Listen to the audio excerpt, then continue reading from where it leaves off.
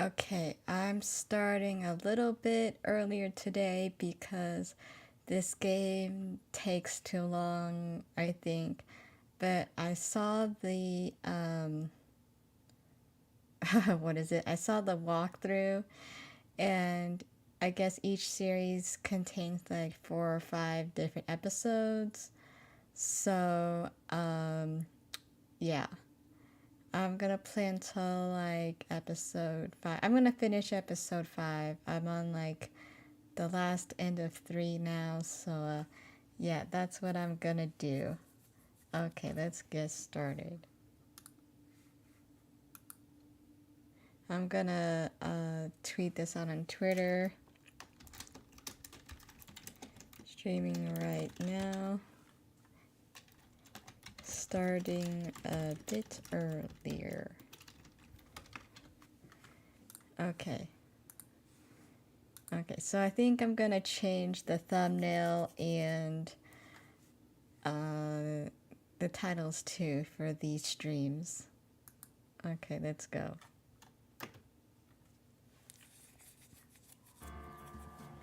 Okay, continue.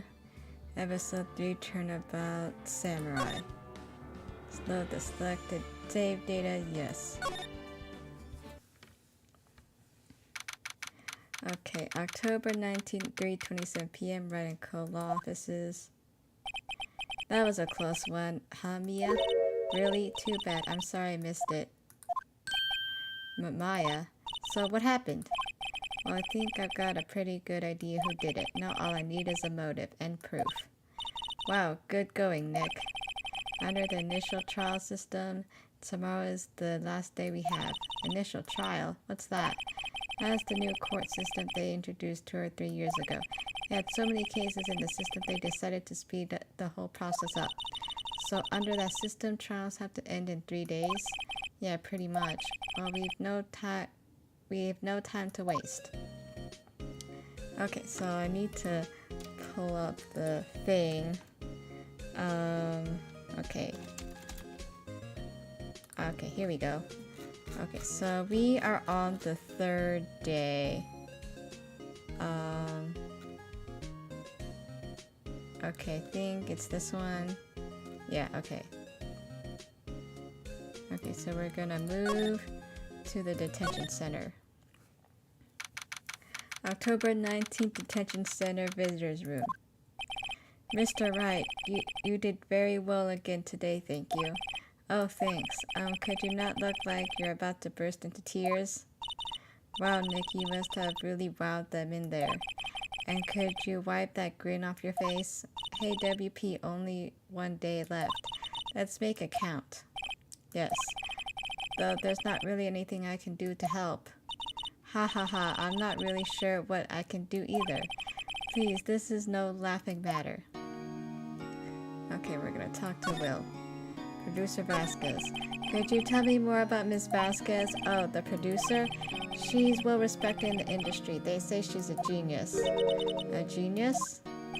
She's been at Global Studios for 5 years now. Right or wrong, nobody dares tell her different these days. Why is that? Ever since she came on board, we've had nothing but hits. Global Studios was on its knees, but she picked it up and made it shine. Oh, and what? No, nothing. Forget it. I've only heard rumors anyhow. Director Manila. Can you tell me anything about Mr. Manila? Oh, he used to be a minor straight-to-video director. But something in his work caught Vasquez's eye. She brought the Steel Samurai idea to him. Now everyone knows the name Sal Manila. I heard he's pretty much at her beck and call though. Whenever she says jump, he asks how high and all that. I can imagine him being at her beck and call though. I can imagine him jumping. Mr. Hammer. I was wondering about Mr. Hammer. He was a big star back in the day, right? But he just dropped off the face of the earth. Oh, yeah, you're right. In fact, he was my role model when I started in this business. He just stopped taking on big roles. That's when he began appearing in little productions at Global. How could he do that? I was really looking forward to a sequel to Samurai Summer. You just gave up being a star 5 years ago. Actually, now that I think about it, that was right when Miss Vasquez came to Global. 5 years ago? Okay, so we already talked to him. We're gonna go move to the studio main gate. October 19th, Global Studios main gate.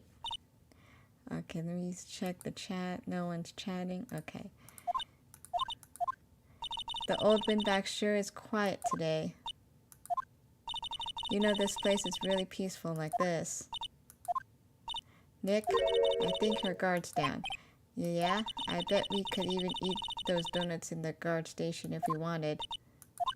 You eat, you die. Whew, she's alive. Okay, we're gonna talk to her. Producer Vasquez. I was wondering about Dee Vasquez, the producer. Oh, the studio bigwigs love her.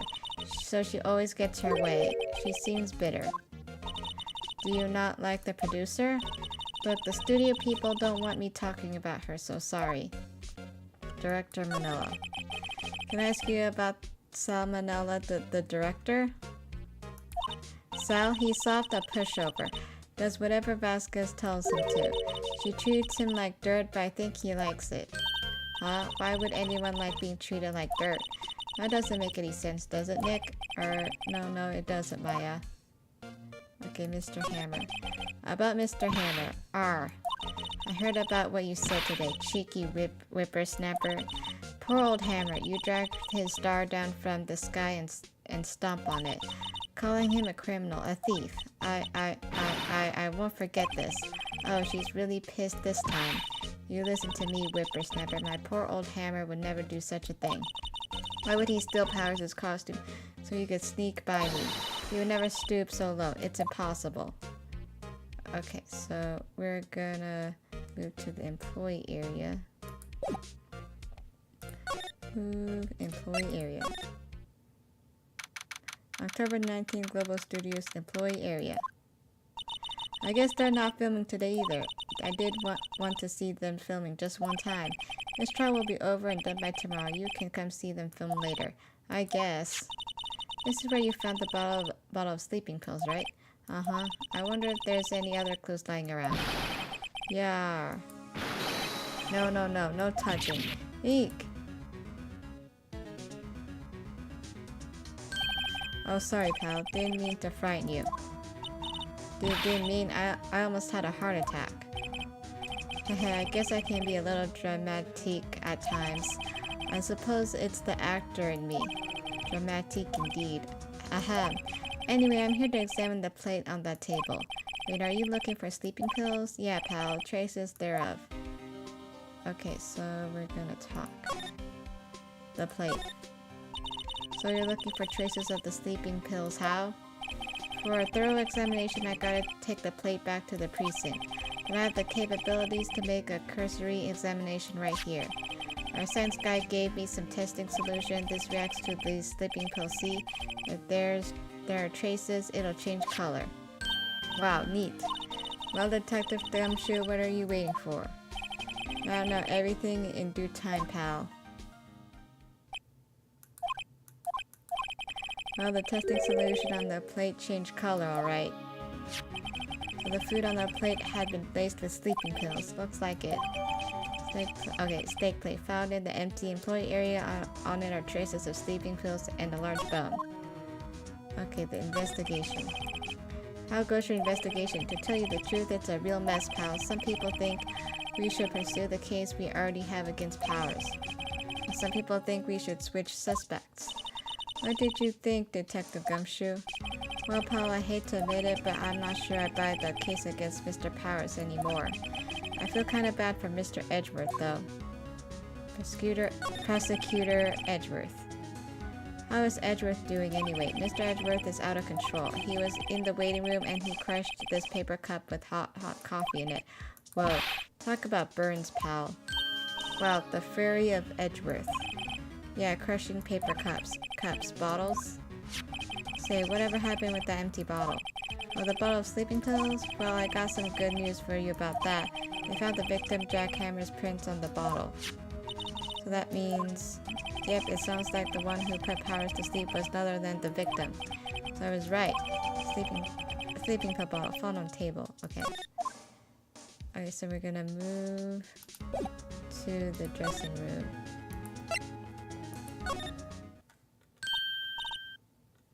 Okay. Oh, hello. What are you doing here? Oh, I was just cleaning up the dressing room. I guess WP won't be using it anymore, so... Well, what? Why? But WP's innocent. Yes, and I'm really grateful for all you've done, but this week is the last episode of the Steel Samurai. What? No. Okay, we're gonna talk. Mr. Hammer. I was wondering if I could ask you about Mr. Hammer. Yes? On the day of the murder, he went to Studio 2, huh? I thought he went to Studio 1. He stole the Steel Samurai costume too. What? Why would Mr. Hammer do something like that? Oh, I guess the rumor must be true then. The rumor? Yeah, Miss Vasquez said that producer has some kind of hold on Hammer. She had some dirt on him. He'd do anything she said apparently. Some dirt? What dirt? Dirt, you know, bad stuff. I know what dirt means. About 5 years ago, they were filming a movie starring Mr. Hammer. They were using the new studio, Studio 2. Some sort of accident happened during filming. After that, they never used Studio 2 again. They left the film set the way it was too. The film set? That trailer part of the film set then? Last episode. What do you mean the last Steel Samurai? I know it's a shock, but nothing can be done to save it now. Whoever really did kill Mr. Hammer also signed the Steel Samurai's death warrant. No. So I hear that Global Studios is going to change its programming. They're not going to make kids shows anymore. What? Why? I don't know. It's sad, but that's what Global Studios decided. Why aren't they going to make kids shows anymore? The studio bigwigs don't want the Steel Samurai around anymore. They want to forget all this ever happened. They want it quiet, you understand? Now how can they just do that? What about the kids who love the Steel Samurai? It's okay, I'm sure the kids will be fine. They'll find a new hero to follow. No, that can't be true. If the program just ends, they'll be heartbroken for sure. Nick, say something. Yeah, I think evidence rather than words is called for here. Here, take a look at this. Okay, I need to... Oh, wait. Oh, I need to present the steak plate, I think. Take that! What's this? This is why you can't stop the Steel Samurai. I'm sorry, I don't understand. Oh, wait, that's not it. Okay. Okay, let me try again. Okay, studio... Oh, it's the Path of Glory. Okay. Path of Glory. Path of Glory. And this is... A fan collected all of these photographs. The kids love the Steel Samurai. The show shouldn't be cancelled just so some adults can save face. I would think you would understand that better than anyone. You're right. Okay. But what can I do? Well, for starters, you can tell me something. Tell me what it is that Global Studios is so intent on hiding. Tell me about this accident 5 years ago. Okay. 5 years ago. Could you tell us what happened 5 years ago? Well, I can tell you what I've heard. Apparently 5 years ago, someone died and it was Hammer's fault. So someone died? It was an accident, of course. Anyway, the producer, Miss Vasquez, managed to hush it up. And that's the dirt she had on Hammer. And that's why Mr. Hammer would do anything Miss Vasquez asked him to. But it was an accident, right? Why didn't they just make it public? Well, you know, Mr. Hammer was a big star back then. They were afraid about what would happen to his career if word got out. I see.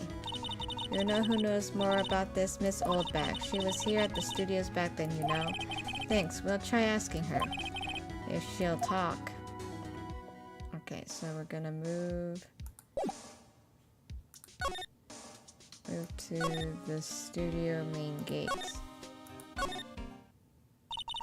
What, you're still slinking around? If you like the plate so much, why Why don't you take over for me? The old windbag doesn't look so good. Everybody's doing their darnest to forget Hammer. Who do they think made Global Studios what it is today? Hammer. It's all due to Hammer. She's starting to froth at the mouth, Nick. Maybe we should keep a safe distance? Okay, so we're gonna talk. 5 years ago. I wanted to ask you about 5 years ago. Who told? Who did you hear that from? Nichols. Nichols? Nichols, Nick. Penny Nichols, the assistant we talked to. Oh, right. Anyway, we heard about the accident. It was during filming with Jack Hammer. He killed a man, didn't he? Whippersnappers dredging up dirt on someone's past like that, and the recently departed no less. I suppose you think this is fun. No, I'm just doing my job to protect Mr. Powers. And you claim that Hammer stole Powers' costume. You expect me to believe that rubbish? Or do you have some kind of proof? Proof that Hammer stole Powers' costume? Okay, I have proof.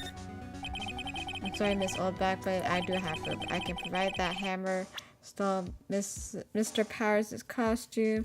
I'm gonna present the steak plate. Mr. Powers ate a T-bone steak for lunch, correct? Well, yes, so this is the plate that he used to eat that steak. There are traces of sleeping pill powder on the plate. I bet Powers put it in there himself. Even a lightweight like him has had trouble sleeping sometimes. Except that I proved that Mr. Hammer put the pills in. This bottle contains sleeping pills. Mr. Hammer's fingerprints were found on the bottle. I see. Poor Hammer. You did wrong, Hammer. Rest your soul. Miss Oldbag? Okay, you win. I'll talk. I'm tired, see? Tired of holding it all in. Miss Oldbag. You're right. Five years ago, there was an accident, a fatal accident. What's worse, a paparazzi took a photo of it. That photo, well, it caused quite a stir. And guess who made it all better? Vasquez. She has ties to the mafia. She silenced that paparazzi. That was the beginning. After that, she became a force to be reckoned with here at the studio. I see. But you have to understand. Poor old Hammer never meant to harm anyone. Miss Oldbag. Hold on a minute. Poor Miss Oldbag. Here, take this. A photograph? Wait a second. This is the picture. Is the trailer in Studio 2? Oh, is this the trailer in Studio 2? Hammer was supposed to fight with the bad guy on the top of those stairs there. He pushed the other actor and the man fell onto the flower box fence. But how did you get this? It was a long time ago. I don't feel much like talking about it. I understand. 5-year-old photo added to the court record. Okay. Move outside. Okay. Move outside Studio 1 to October 19th, Studio 1 entrance. Think back, Nick, to the day of the murder. Mr. Hammer put on the Steel Samurai costume. Then he left from here to go to Studio 2? Right. But why? I wonder if someone called him. Like the director or producer. Okay. Okay, move outside Studio 2. October 19th, Studio 2 entrance. Hey, Nick. It's Miss Vasquez. Hello? Hello? Hi. Oh, hello. Maya, you should at least try to be polite. I'm watching the clouds. That's all she had to say, apparently. Okay, we're gonna present the photo. Wait. Present. She's not even looking. Where? What? Where did you get that? Well, old bag. Old? She means the security lady, Miss Oldbag, Nick. Right, anyway, Miss Vasquez, you hid this incident from the press, didn't you? You used it to control Mr. Hammer. The wind. It's gone stronger, don't you think? The wind. Your conversation interests me. Let's talk about more inside the trailer. Nick, she went inside the trailer. Okay, we're gonna move to the trailer. Okay. You came. Well then, what was that you were talking about? Why is she so eager to talk all of a sudden? Miss Vasquez, you were using that accident. You were blackmailing Mr. Hammer so you could control him, weren't you? That's why he was doing kid shows for petty change. So I'm a blackmailer now? Well, that's what it was, wasn't it? I mean, sure, it was an accident. But you used it to drag Mr. Hammer down from his rightful place as a star. Oh, I haven't pulled anyone down from anywhere. Mr. Hammer's career went sour of its own accord. But you were the cause. You pressured him, and to think it was an accident. Excuse me, what is this all about? You keep saying accident. How are you so sure? What do you mean? Must I spell everything out for you? Think, what would it be if it wasn't an accident? No way. You mean Mr. Hammer did it on purpose? That is what I mean. Where's your proof? Can you prove it? Just think. Would he have let me run his life for 5 years over a mere accident? And I ran him hard, believe you me. But the security lady said it was an accident. Oh, well, she was a big fan of Hammers, you see. She jumped on the reporter who brought that photo into the studio. She wrenched it out of his hand, she did. Gave him a few bruises, too. So that's why she had the photo. She's an old fool. Of course, all the reporter would need is the negatives. He could have made a copy, but he didn't. The only copy of that photo is the one you hold. Give it to me, now. What? This is valuable. Boys. Okay, I didn't read that, but it was a valuable picture. Who are they? Professionals. They're good at erasing various things. What do you think? Would you like to be erased? Well, what? The trial ends tomorrow. How unfortunate. It's a shame you'll have to miss it. Tell me why. Why do you want this photograph so badly? This is Mr. Hammer's dirt, no? Why should D. Vasquez care about it at all? I'm sure you'll have plenty of time to think about that, where you're going. So long, friends.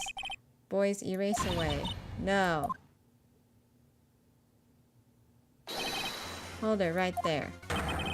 I heard everything, pal. D. Vasquez. You're coming to the precinct with me now.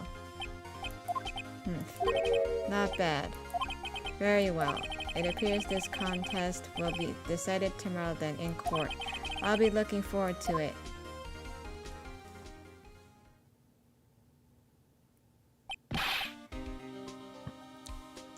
Hey, you okay, pal? Sorry I was a little late with my entrance. I don't get many chances to practice that sort of thing. Detective Gumshoe, thank you. I was really scared. Huh? Don't mention it, pal. Just doing my job. Detective Gumshoe? Sorry, it's just I've wanted to say that line ever since I became a detective. Okay, I've got one more job to do today. I'm sure we'll run into each other again soon. Well, Nick, it looks like we're getting close to the bottom of this. And who's at the bottom? D. Vasquez. To be continued.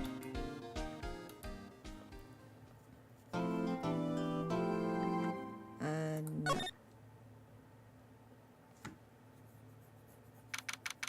October 20th, 10 a.m. District Court, courtroom number 4.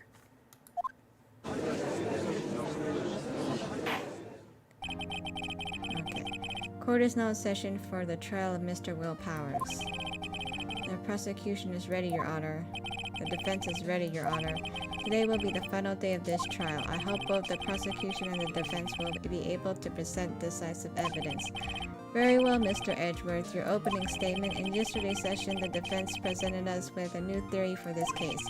He claims that the scene of the crime was in fact Studio 2. Today I will call on people present in the Studio 2 trailer that day. From their testimonies, the truth will become clear. Very well. Edgeworth seems a bit on edge today. You may call your first witness, Mr. Edgeworth. The prosecution calls Ms. D. Vasquez to the stand. Ms. D. Vasquez is a producer who was present in the Studio 2 trailer that day. Will the witness state her name and occupation? D. Vasquez. I'm a producer for Global Studios. On the day of the murder, you were in the trailer in Studio 2. As everyone here knows, yes? I dislike needless banter. If you must pontificate, do it when I'm not here. Urgh. Very well, Miss Vasquez. Please give the court your testimony concerning the day of the murder. Nick, I know she did it. Make her pay. Right. If she's guilty, I'll catch her with her pants down, so to speak. Okay, witness testimony. I entered the trailer, a little but before noon. The meeting began at 12 sharp. It ended at 4. There was to be a rehearsal afterwards, so we went to Studio 1. I was fatigued, so I had Sal take me. At 2:30, we took a 15-minute break in the meeting. Sal and I ate T-bone steaks on the table in front of the trailer. We found Hammer's body later when we all went to Studio 1. That's all. I have a question about one part of your testimony. You were fatigued, so you had Sal take you the van. There's a van at Studio 2. I had him take me in that. I thought it might be risky to walk with that monkey's head toppling over. Okay, van. Manila used this van to drive Vasquez to Studio 1 after the meeting in the trailer. I see. Very well, Mr. Wright. Your cross-examination. This is the final battle, Nick. Let's do it. Cross-examination. Okay. Oh, we have to press. Okay. Enter the trailer. Okay. So I'm gonna Sal and I T-bone steaks.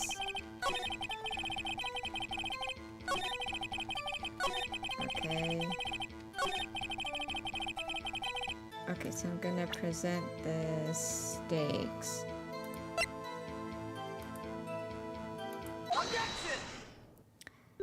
Ha, as I thought.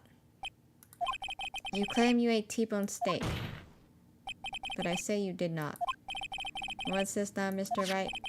Look at this. It's a plate. This plate was on the table at the employee area. As you can see, a large bone has been left behind.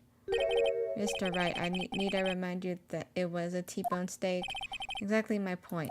Remember, if you will, Miss Vasquez and Mr. Manila ate at a table outside the trailer. Yet there was no bones left on the plates. The plates were bare. Miss Vasquez? Tell me, how can a person eat a T-bone steak and not leave the bone? I think I know how. You didn't eat the steak. You didn't eat any steak during the break. You took your steak and threw it somewhere like that incinerator. I see. Then what was Miss Vasquez doing during her break? Isn't it obvious, Your Honor? Meeting Steel Samurai. She was meeting with the Steel Samurai. Order. Are you saying... Yes, Your Honor. As Miss Vasquez left the trailer to eat her steak, she ran into the Steel Samurai, and then you did it. You killed him with your own hands.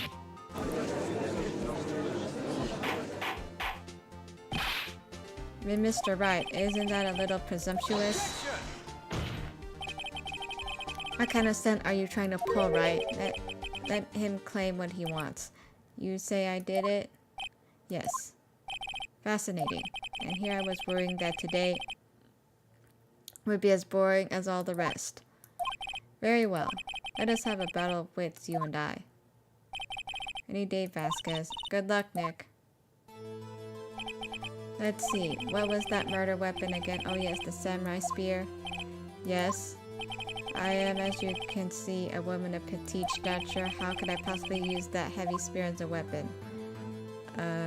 You couldn't, could you? I think you would have a great deal of difficulty using that as a weapon. Pretty much anyone would. Ha. You see? Yes. However, that has no bearing on this case. Meaning, the samurai spear was not the murder weapon. What? What is the meaning of this? The spear was found lying next to the victim's body. I have proof, Your Honor. I can prove that the samurai spear was not used as the murder weapon. Okay, we're gonna present the samurai spear. Take that! I present my proof, the so-called murder weapon. But that is the murder weapon. Not so fast. Remember that this spear broke during the morning action scene run-through? But someone fixed the spear. It was the security lady. She fixed it with duct tape. Now tell me, how is it possible for someone to stab a man who is wearing a thick costume with this through the chest? Order. Mr. Wright, what are you driving at? Think about what you're... Silence! I'm the one testifying here now, and I will be heard. Are you quite sane? Are you even aware of what you're saying? If the samurai spear was not the murder weapon, then pray tell me what was. How was the hammer killed? Well, Mr. Wright, can you tell us what weapon was used to kill Mr. Hammer? Okay, I can tell you. Oh. Would I make a claim like that if I couldn't tell you what the weapon was? I'm afraid your confidence can sometimes be unfounded, Mr. Wright. Very well, let's see the murder weapon. Okay, present 5-year-old photo. Look at this photo. Well, what is this? Why, that's Jack Hammer standing at the top of the stairs. Order. If I cannot have order, this trial will be suspended. Mr. Wright, what is this all about? This photograph is from 5 years ago. There was an unfortunate accident at Global Studios.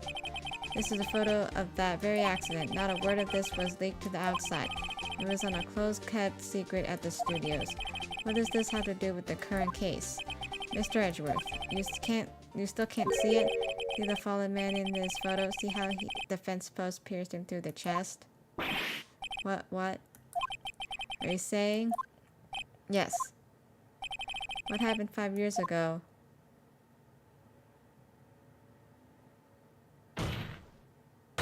Has happened again.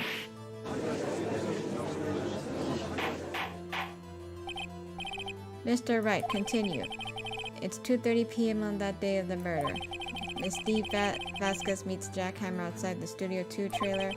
Then she did it. She pushed Mr. Hammer off the stairs onto the fence. Just like Mr. Hammer had himself done 5 years ago. Though whether she did it on purpose or by accident, I cannot say. In other words, the victim, Mr. Hammer, he died in the same way that he caused another man to die 5 years ago. Precisely. Ironic, isn't it? Ho, very creative, Mr. Wright. I could use a man like you on my script writing staff. You deny that what I say is true? Mr. Wright, let's say for the sake of argument that Hammer died at the trailer as you say. Yet the body was found at Studio 1, was it not? And in the evil magistrate's costume, no less. Are you then claiming that I carried the body to Studio 1 and returned to the trailer all in the space of a 15-minute break? How could I have disposed of the body? The break in the meeting at the trailer lasted 15 minutes from 2:30 to 2:45. Could Jack Hammer have been pushed off the stairs to his death and carried to Studio 1 and placed inside his costume? There wasn't enough time. Indeed. Well, Mr. Wright, how could she have dealt with the body? Let's see. She had another way. What if she had another way to carry the body, other than with her own hands? For instance, actually, for that matter, there was no need for her to do the deed in 15 minutes.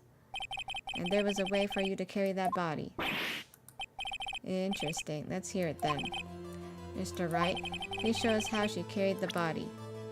Okay, we're gonna present the van. Miss Vasquez, you carried the body to Studio 1 and you used the studio van to do it. Recall your testimony. There was to be a rehearsal afterwards. We went to Studio One. I was fatigued, so I had Sal take me. There was a van there, right? I had Sal drive me. Use the van to carry the body to Studio One. Then before everyone else got there, you put the body into the magistrate costume. Objection! Hold on, right? Don't forget, it was Sal Manella that drove the van. Are you suggesting that Mr. Mello was a conspirator? Of course he was. Of course Sal Manella had to be a conspirator. The body had to be placed in the van and put into the costume. There was no way Ms. Vasquez could have done that alone. Also, don't forget that they had to dispose of the steel samurai costume. They had to because it was covered in Mr. Hammer's blood. They probably burned it in that small incinerator. Well, Ms. Vasquez, shall I continue? No need. You're smarter than you look, Mr. Wright. I lose. You win. It was fun. I win?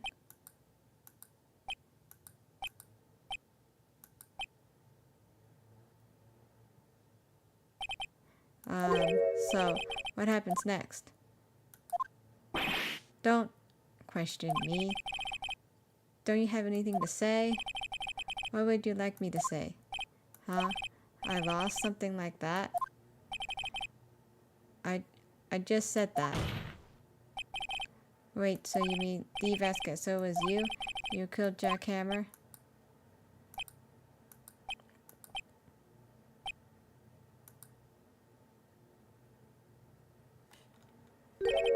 Who can say? Huh? Are you sure I did, Mr. Wright? We just engaged in a battle of wits. And the results of that battle, you proved the possibility that I murdered Hammer. Right. But that is only a possibility. Proof is another thing altogether. You lack the size of proof, Mr. Wright. What?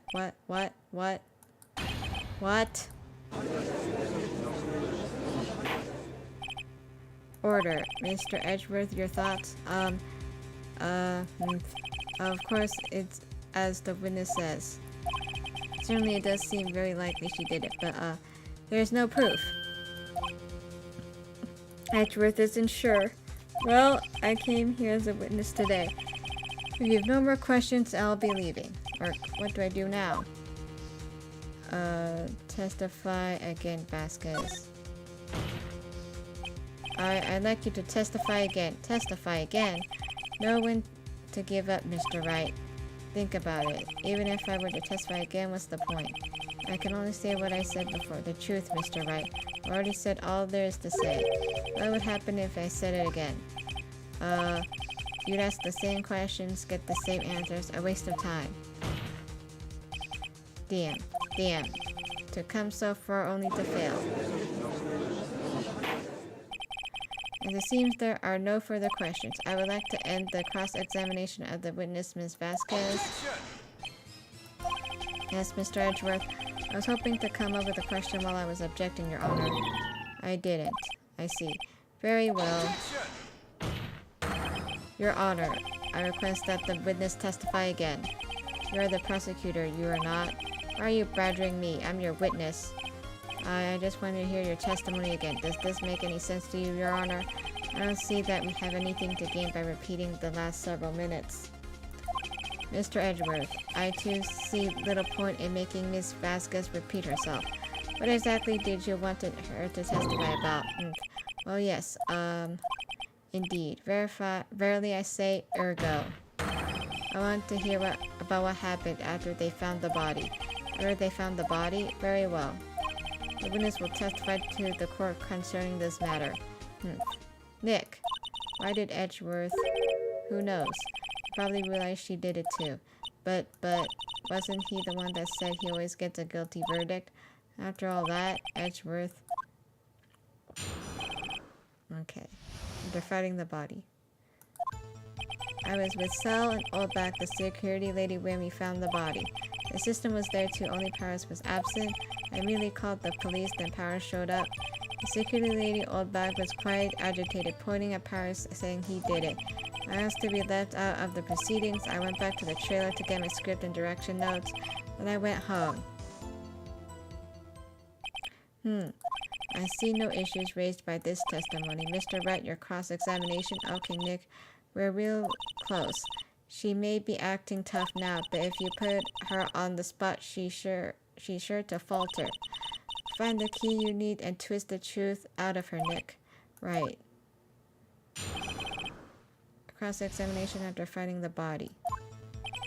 Eyes were sewn open. Okay, let's see. I went back to the trailer. Okay.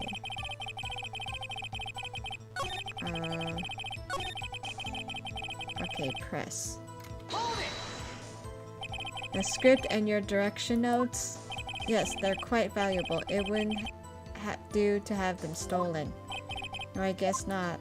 Okay, press harder. Wait a second, I thought you came to Studio One for a rehearsal. Why did you bring your script and notes? Well, I was under the impression that we wouldn't be able to rehearse anything.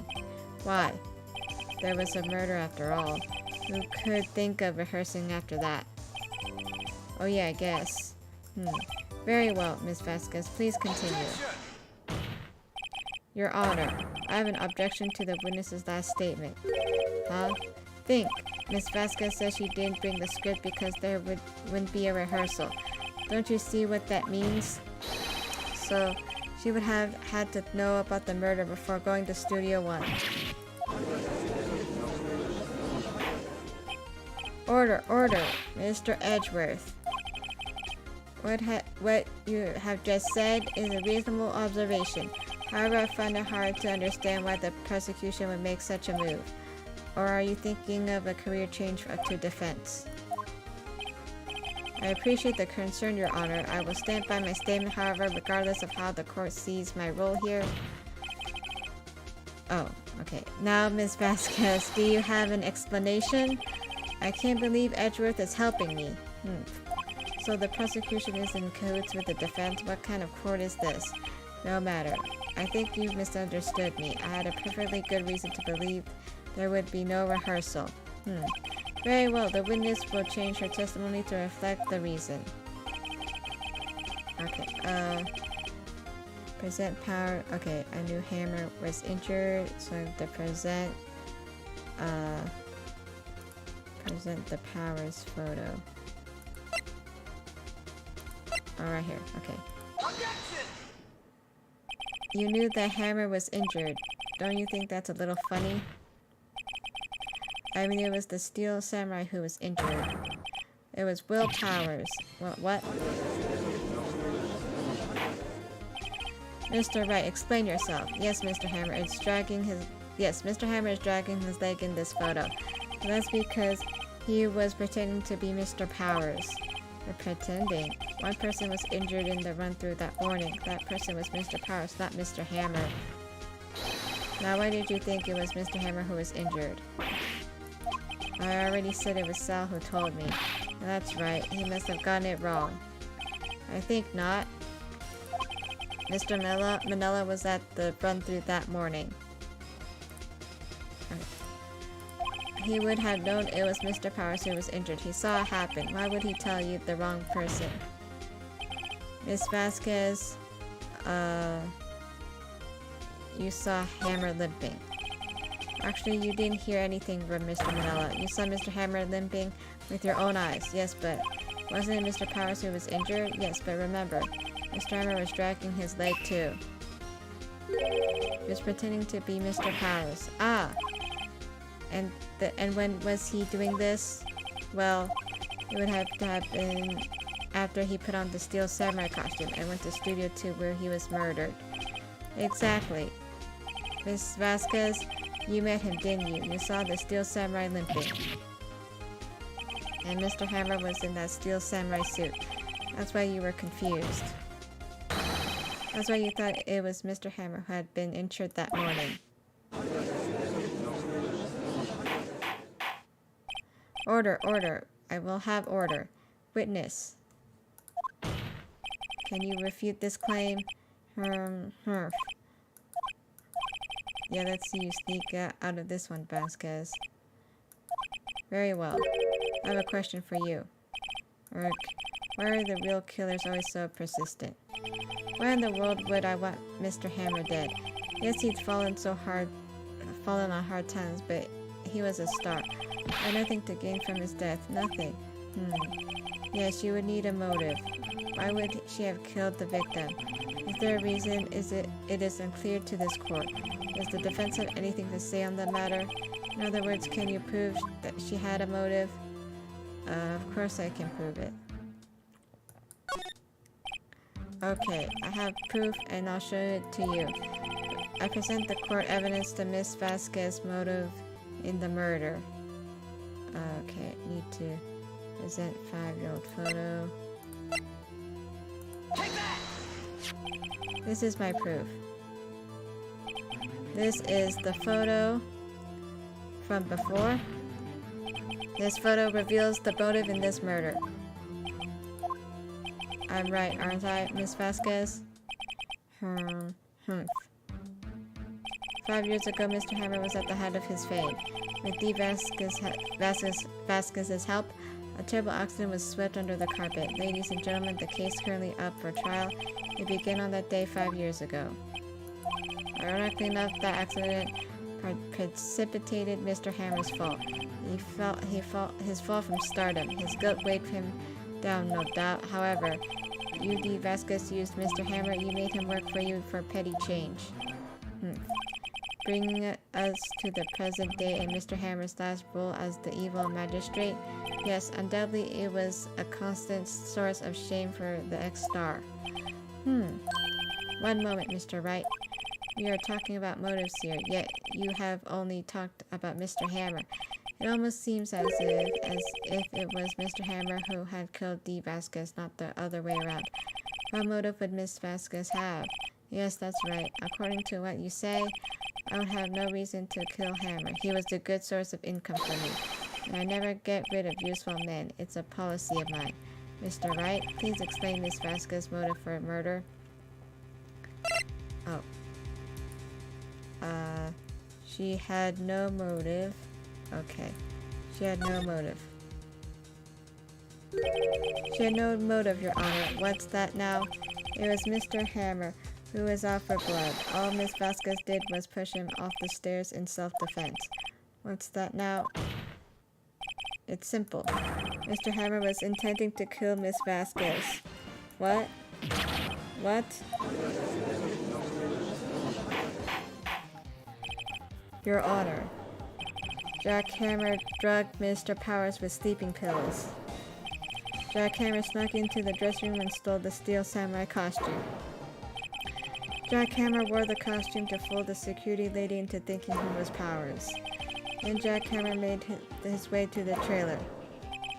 And for what purpose, you ask? To kill Dee Vasquez, who had so cruelly taken advantage of him all those years.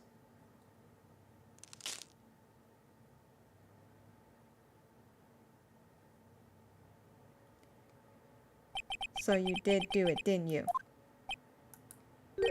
Yes. I am guilty. It was me.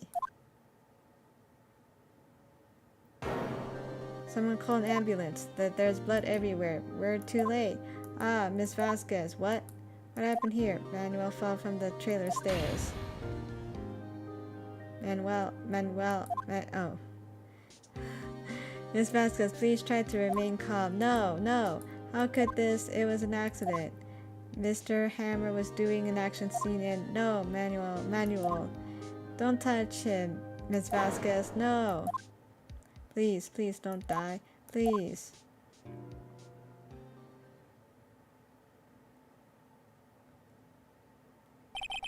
Congratulations, Mr. Wright. I lose again.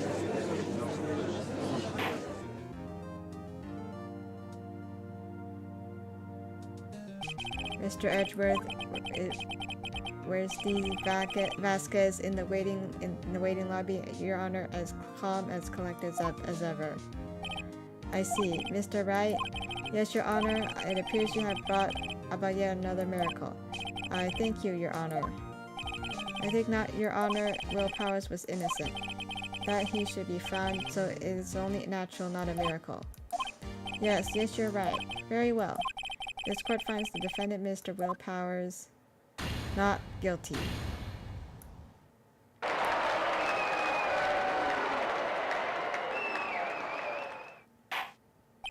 That is all. This court is adjourned. October 20th, 1:12 p.m. District Court, Defendant Lobby, number 3. I don't know what to say. Thank you so much. I'm just glad you're okay. Yes, but it's sad. I know that Mr. Hammer stole my costume. It's better known that he wanted to kill Miss Vasquez, but to think he tried to frame me for the murder. It makes me sad. Tell me why Mr. Wright... Tell me. Why did Mr. Hammer want to blame me? And show evidence. Well, this is what I think. Mr. Hammer wanted to put the blame on you because... Where's this photo? It's because you were the Steel Samurai. Because I was the Steel Samurai. Mr. Hammer was a big star once. He was reduced to acting in a kid show and as the villain to boot. The kids loved the Steel Samurai and so he hated you. I think I understand. He could have just told me. I would have changed places with him any time. I think you're missing the point. Thank you. I'm just glad it's all over. So am I. Congratulations, WP. Oh, hehe. Thanks to you, I'll be able to don the Steel Samurai outfit once more. I can't wait to get back into that sweaty costume and... Is something wrong? No, of course not. Ah. Nick Edgeworth. Say something, right? I'm not good at small talk. Huh? What? That was too bad, Edgeworth. You don't waste any time gloating, do you? No, I really want to thank you. Vasquez would have gone away if you hadn't stepped in. Pleased to meet you. I'm Powers, Sniff. Edgeworth. I'm a big fan of your work, Mr. Powers. Liar. Right. I must say I hadn't expected to meet you again after all these years.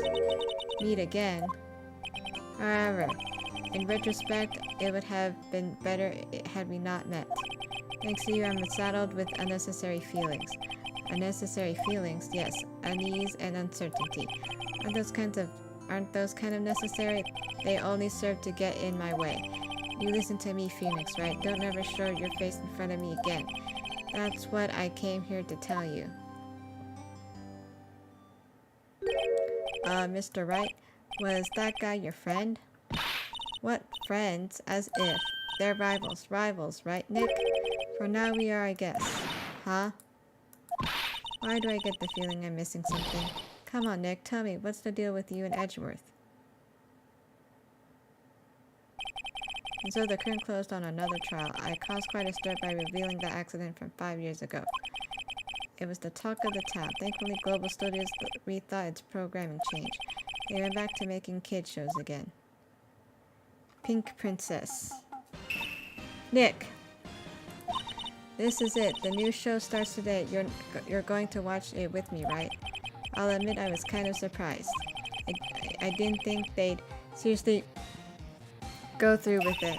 You have to buy trading cards too, okay? I have to trade with Cody and that assistant. Fine, I'll do it. Isn't it great that WP gets to play the lead again? I wonder if they'll show his real face this time. I don't know. I don't think the world is ready for that for the real Will Powers. The end. Okay. A brand new episode has been added. Episode 4. No.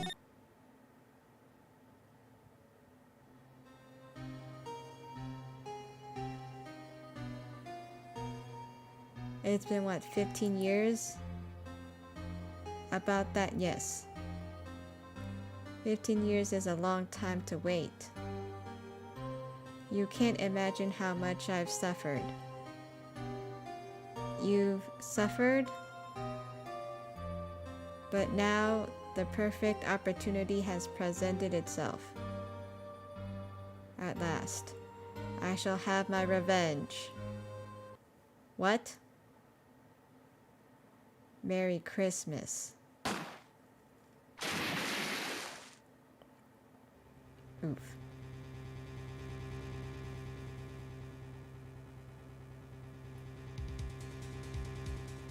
Uh-oh. December 25th, 10:08 a.m. Wright and Co. Law Offices. Hey, Nick. Okay, let me go to this. And then, oh wait, oops. How do I, let me scroll up. Okay, number 4. Okay. Hey Nick, do you know if there are any good waterfalls around here? Waterfalls? Dare I ask why? Duh, Nick, isn't it obvious? I need a waterfall to stand under, preferably a freezing one. Oh, is that part of your spirit medium training? Of course, except I've been slacking off lately. I need to brave the elements and be forged anew under the rushing spring waters. Okay. I don't know about any falls per se, but Gourd Lake is pretty close. Oh, darn. Sorry, but them's the breaks. Couldn't you just take a cold shower or something? Good idea. So much for rushing spring waters. Next in the news, a large unidentified animal was sighted at Gourd Lake. The town is buzzing with excitement. Locals are calling it Gordy, in a tip of the hat to Nessie the Loch Ness Monster, though its namesake Nessie proved to be a hoax. Locals are confident their Gordy is the real deal. Yawn, boring. Can't they show real news for a change? Nick? The water pressure's kind of low in that shower. You want more pressure, huh? Why don't you just go down to the fire department and have them spray you with that hose? Good idea, Nick. Apparently, Fey Blood is no aid in detecting sarcasm. We interrupt this program to bring you a special news bulletin. Strange occurrences continue at Gourd Lake, but this time it's murder. Gourd Lake again. The body of a man was found in the lake early this morning. A suspect was apprehended. Sources inside the police department revealed that the suspect's name is Miles Edgeworth, age 24. Edgeworth was an up-and-coming prosecutor known for his skill and connections. He was guaranteed a long and rewarding career. Has he thrown it all away? Edgeworth? What's going on? Edgeworth would never do something like... Nick? Yipes. Maya. The firemen yelled at me when I called him. We got bigger things to worry about than that. They arrested Edgeworth. What? You mean the prosecutor? Yeah, he's a suspect in a murder. What?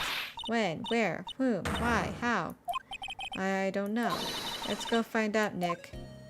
Okay, we're gonna move to the detention center.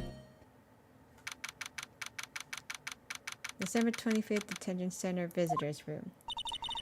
You know, Nick, we've all been in here at one time or another, haven't we? I guess it comes with the territory.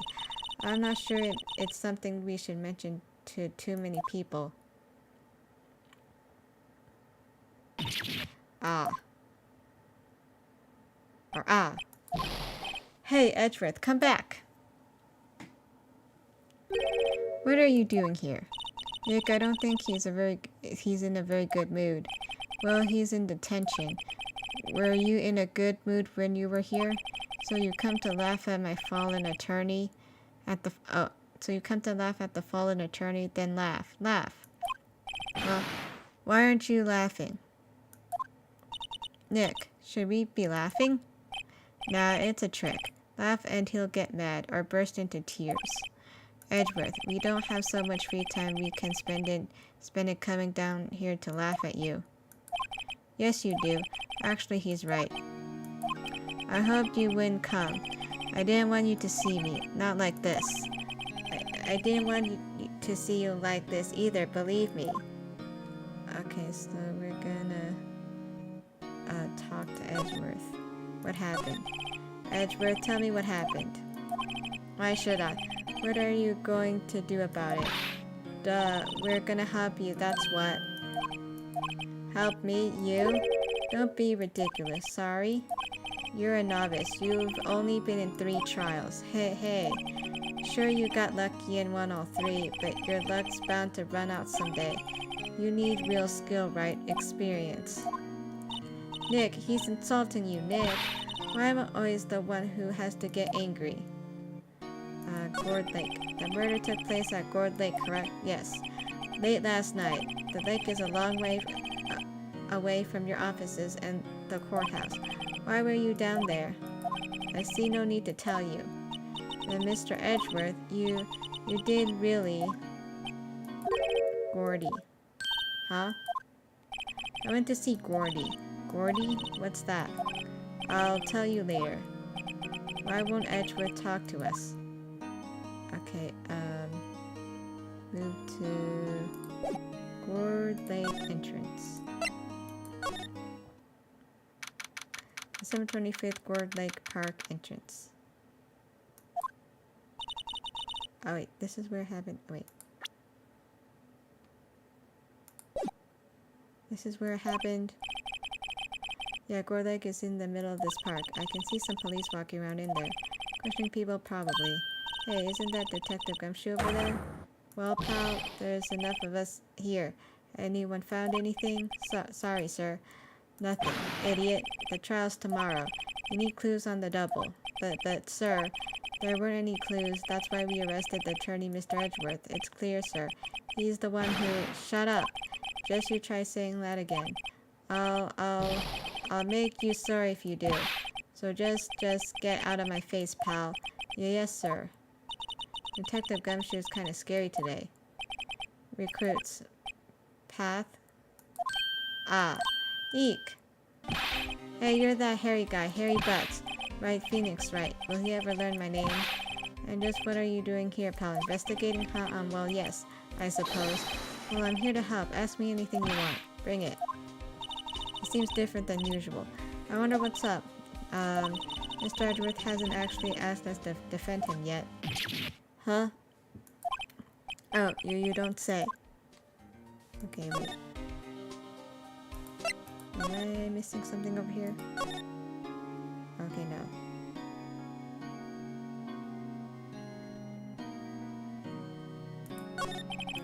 Let me see if I've done talking to him here.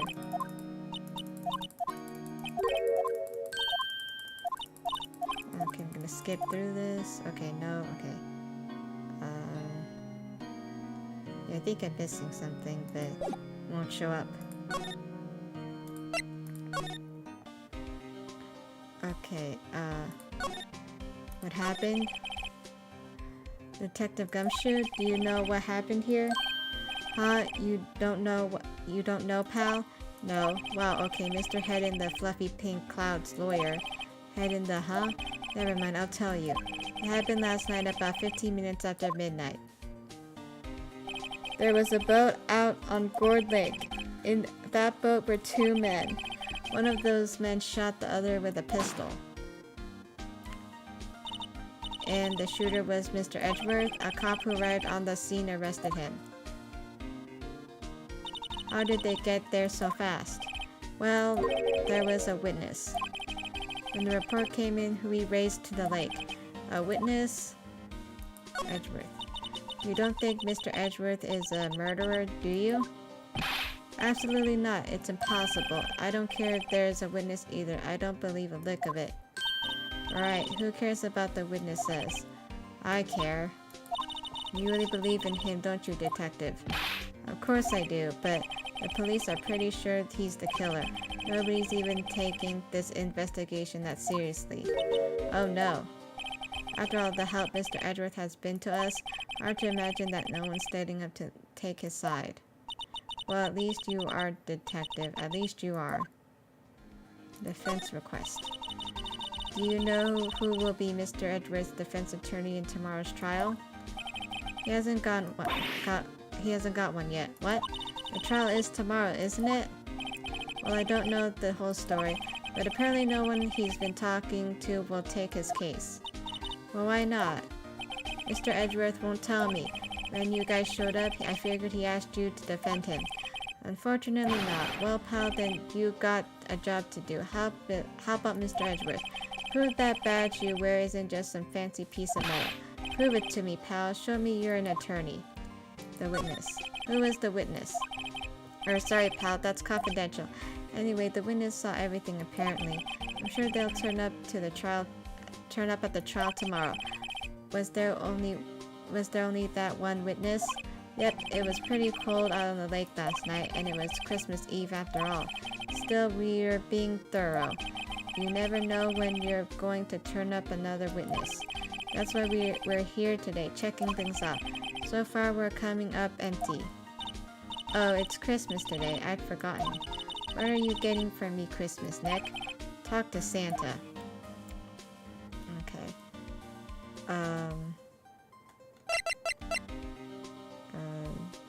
And request the witness. What happened? Choose. Okay. What?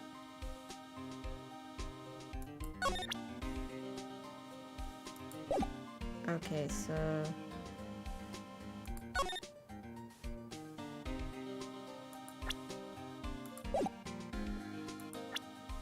Okay, I think there's like some missing things. So I'm gonna move to... Oh. What the heck? I'm gonna go back.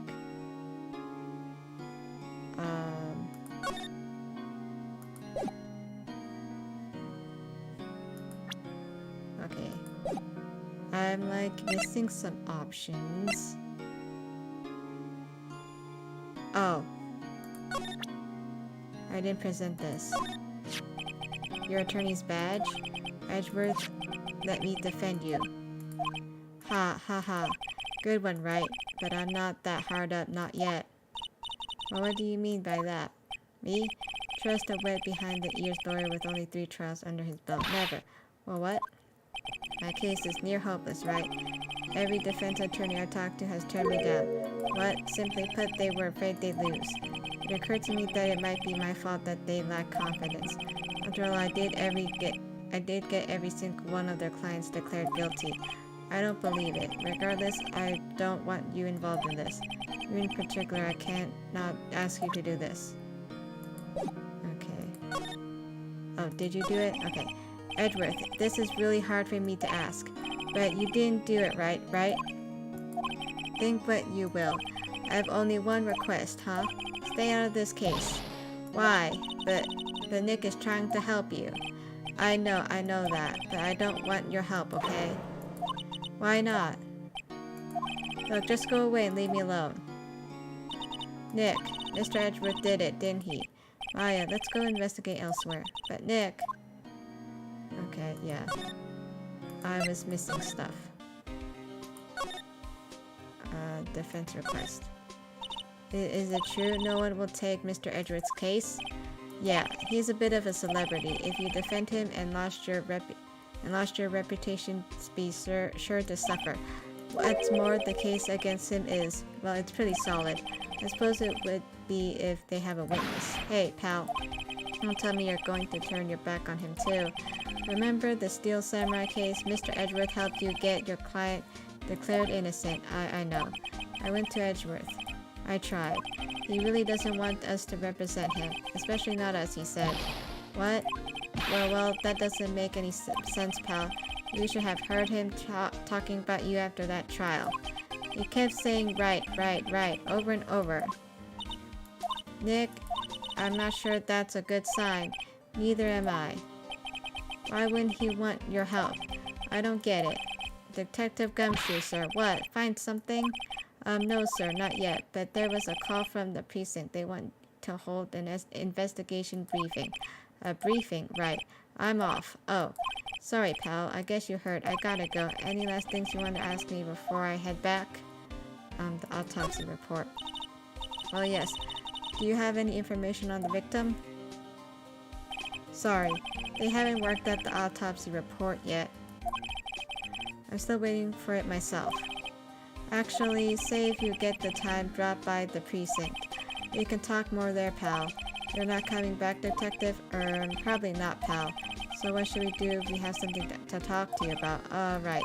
Here, I'll show you how to get to the precinct. Come down and see me anytime. Directions to the police station received from Detective Gumshoe. Oh hey, Detective Gumshoe. Well what? We'd like to take a look around in the park. Can we walk around? Yeah, no problem, pal. You got my permission. You know, Nick, I think there's something to be said for talking to people when they're busy. Yeah, they don't have time to think about not giving you information. Right. Now let's get investigating. Okay. Oh. Wait. Back. We're gonna move to the public beach. December 25th, Gourd Lake Public Beach. Wowzers, this is Gourd Lake? Yep. I'm not sure if it warrants as wowzers, though. Probably not. But hey, look at the snack stand. Samurai dogs? I want a samurai dog, please. I bet they're great. With a name like Samurai Dog, how could they not be? They're a little behind the times, though. The kids are all into the Pink Princess now. I mean, like, you know. Nope. Okay, examine. We're gonna examine the poppers. Oh, right here. Huh. Someone left some poppers here. You know, pull the string and it goes pop. Yeah, I know the ones. You see them a lot around New Year's. Hey, Nick, they might be a clue. Let's take them. Come on, admit it. You just want to pop them, right? Was it that obvious? Poppers. We're gonna take them. I suppose it couldn't hurt. Where'd they go? Into my pocket. Poppers, a classic party noisemaker. Pull the string, it goes bang. Not very clue-worthy. Okay, examine poppers, take them. Okay, and then we're gonna move to the woods. December 25th, Gourd Lake Woods. I like it here, Nick. Look, someone's camping. They've got guts camping at the scene of a murder. Hey, Nick, if they were camping here last night, they might know something about the murder. That's true. Good call, Maya. Let's go talk to them. Okay, so we're at the woods. Examine. Okay, we're gonna examine the camera. Right here. The camera has a mic and some sort of attachment. It must take pictures when triggered by noise. Wow, cool, let's try it out. Cough. Hi, I'm Nick. Maybe I'm not saying it out loud enough. Hey, I'm Nick. Huh. Nick. Will you stop that? Maybe it's broken? Don't kick it. Maybe it isn't set to respond to voices. Well, what then? These things? The party poppers? Bang. Cook. Well, it responded. Y'all. Hey you, get your hands off of that. Eek. What in the Sam Hill? Look what you done now. There goes a whole roll of film. What? Huh? So sorry. Nice, but... sorry's nice, but it doesn't pay my bills. You know how much a roll of that... y'all know how much a roll of that film costs? Okay, hold on.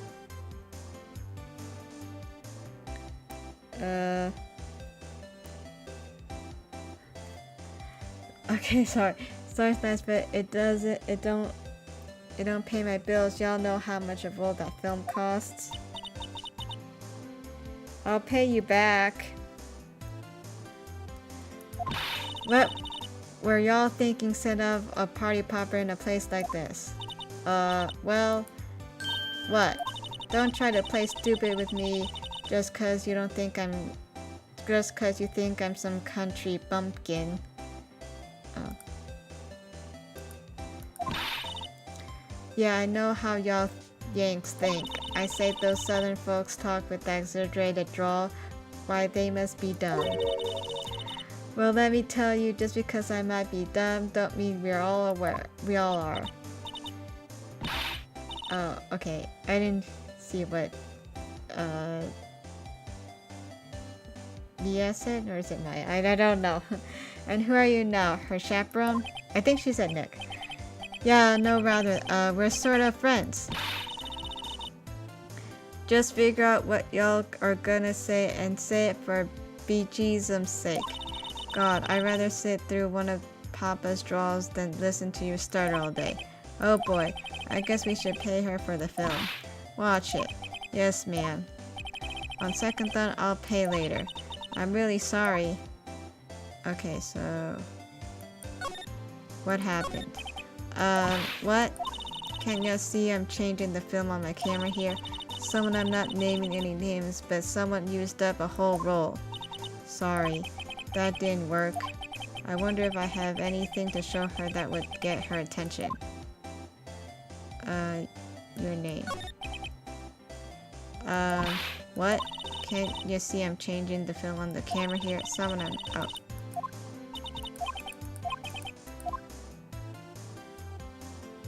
oh.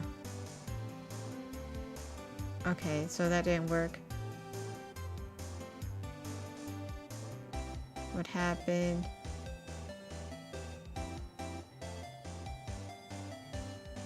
Oh, your name.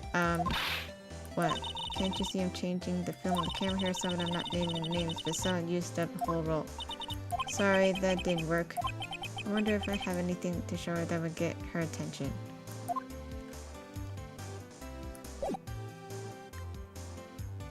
Okay.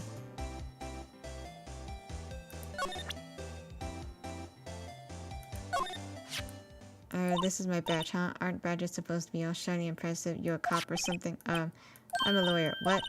Y'all ain't gonna try and pull one on lawsuits on me over that film now. Cause I'll have you know I'm a fighter and I wrestled meaner things that look... Oh jeez. No, that's not it at all. We're here to investigate a murder that took place here on the lake. A murder? Sounds cool. Why didn't y'all say that in the first place? Go ahead. Ask me anything you like. Finally, some cooperation. You two, y'all can come out of the hiding now. I won't bite hard. Come to think of it, where did Maya get to? So sorry. I was feeling a little overwhelmed. The culture gap and all. Never you mind, honey. I can talk yank for you if it pleases you. Thanks. I think I'll be okay. Great then. I'm Lotta Hart, but y'all can call me Lotta. I'm here photographing meteor showers for a research project. Oh, I didn't... okay, I'm supposed to... I didn't read, like... I have to show her the badge. Pleased to meet ya. Okay. What happened? Oh yeah, when was that murder anyway? I ain't seen much television lately. It happened late in the night of Christmas Eve. That's so, Christmas Eve, a man on a boat was shot.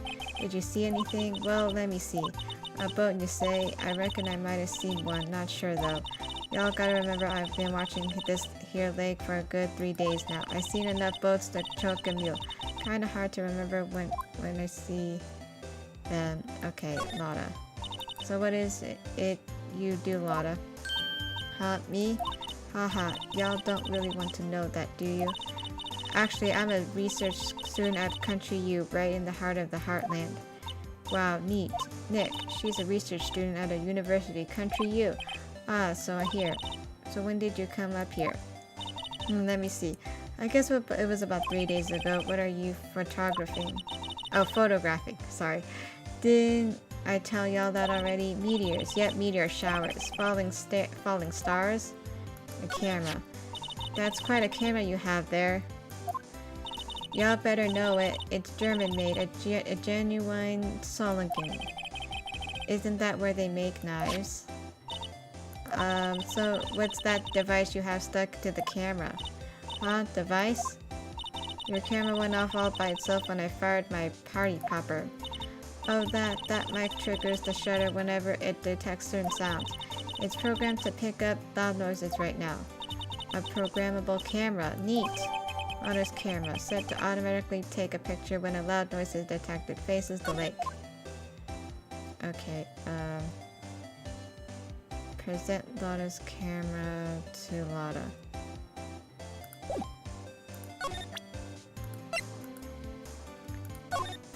Lotta? Yeah? So your camera, it triggers on loud explosion noises? Yep. Actually, the victim in the case we're researching, he was shot with a pistol. A pistol? Right. Now, wouldn't a gunshot make a similar noise to our party popper? I guess it would. Your camera didn't get a picture of the murder, did it? Hey, y'all are pretty bright. Huh? I see what you're saying. I tell you what, I'll have to look and see at my film. It would have been a photo taken here late last night. I checked them once, don't remember if there was anything on them though. But if I got something, I could be a witness to a genuine murder. Yeehaw. I'll go check that film. Y'all come back now, you hear? Okay.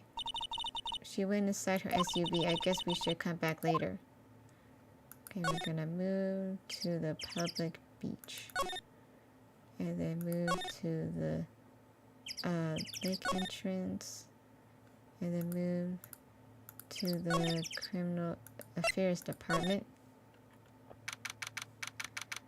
December 25th, Police Department, Criminal Affairs. I guess Detective Gumshoe is still in that meeting. Hey, thanks for coming down, pal. Detective Gumshoe, we just finished the meeting. For better or for worse, I get the feeling we're in some bad news. Okay, talk to Gumshoe, the victim. Do you know anything about the victim yet? No. Still can't ID him. Has Mr. Edgeworth said anything? Not a word. The meeting. So how did the meeting go? I can't tell you, pal. You're a lawyer. True. You know, I don't know what to believe anymore. Sure, Mr. Edgeworth's human like you or me. Still, I get the feeling that if he done something wrong, he wouldn't go hiding it. That's just the kind of guy he is. Why can't anyone else see that? So they think that Mr. Edgeworth did it? Well, the trial's starting tomorrow as scheduled. I see. Hey, in the end, you did tell us about the meeting. Don't go telling anyone else, pal. Yes, sir. And do me a favor. Stand by Mr. Edgeworth. He needs help, and you're the ones to help him. I'm sure he's got some reason why he won't talk to us. Thanks, Detective Gumshoe. Trusting Edgeworth. Detective Gumshoe, how come you trust Mr. Edgeworth so much? Well, I think that was obvious. We got a strong working relationship, us two. We trust each other, and that's how it works. Our working relationship? See, Mr. Edgeworth always gets his defendants declared guilty every time. Yeah, his methods might be a little extreme at times, but there's a reason. He trusts our investigation. See, he trusts us to get the right man. That's why I work extra hard, pal. We've got to earn that trust he places in us. I see. Mr. Edgeworth is a man you can trust, and you have my word on that. The autopsy report. Oh, I was wondering, did you ever get that autopsy report? Oh yeah. Oh, that? Yeah, I made a copy for you. Autopsy report added. Okay. Time of death sometime on the 24th or 25th. Cause 1 bullet shot to the heart. Thank you. Nick? Huh? Can you show me that photo of the victim? That face. Someone you know? I don't know. I just have this feeling that I met him somewhere a long time ago. Okay, so... autopsy report added. Okay. We're gonna move to the Gourd Lake entrance. And then move to the beach. And then move to the woods.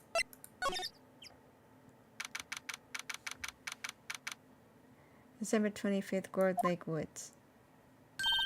Hey y'all. Lotta. Wait up a sec, we got a bingo. Bingo? My automatic camera took 2 pictures last night. Hey. This is them. Take a look. Wait. See, he's shooting him with that pistol. It looks like that, yes, but you can't really tell who that is shooting. Yeah, well, there was enough fog out there last night to strangle a bullfrog. But you know, seeing these photos convicted me of something. What? I saw the murder happen. I'm a witness. What? Are you serious? Of course. How do you forget? Never mind. Y'all reckon I should tell the cops? I reckon so. I reckon so. What's that? Now, don't y'all go trying to mock my accent. I'm a sensitive lady. Hey, so I'm off to talk to the cops. Y'all can have this photo. Later. Wait, Lotta. What? Can't y'all see I'm kinda busy? Tell us what you saw too, please. Master honey, but I wasn't born yesterday. I'm a witness, and that means I'm on the side of justice, and that means the cops. I'd sooner see the south side of a northbound skunk than tell you. Lotta. Don't let it get to your skeevies don't let it get your skeevies in a bunch. Friends today, enemies tomorrow. Or was that the other way around? No matter, I'm gone. Hey, maybe they'll let me do some testifying. Hot darn. She left. Well, that's one more witness. What do we do now, Nick? Well, if she saw something, there's not much we can do about it. The question is, what exactly did she see? I guess we'll find out in the trial tomorrow. Lake photo taken automatically on December 25th at 12:15 a.m. Okay, so we're gonna move to the beach.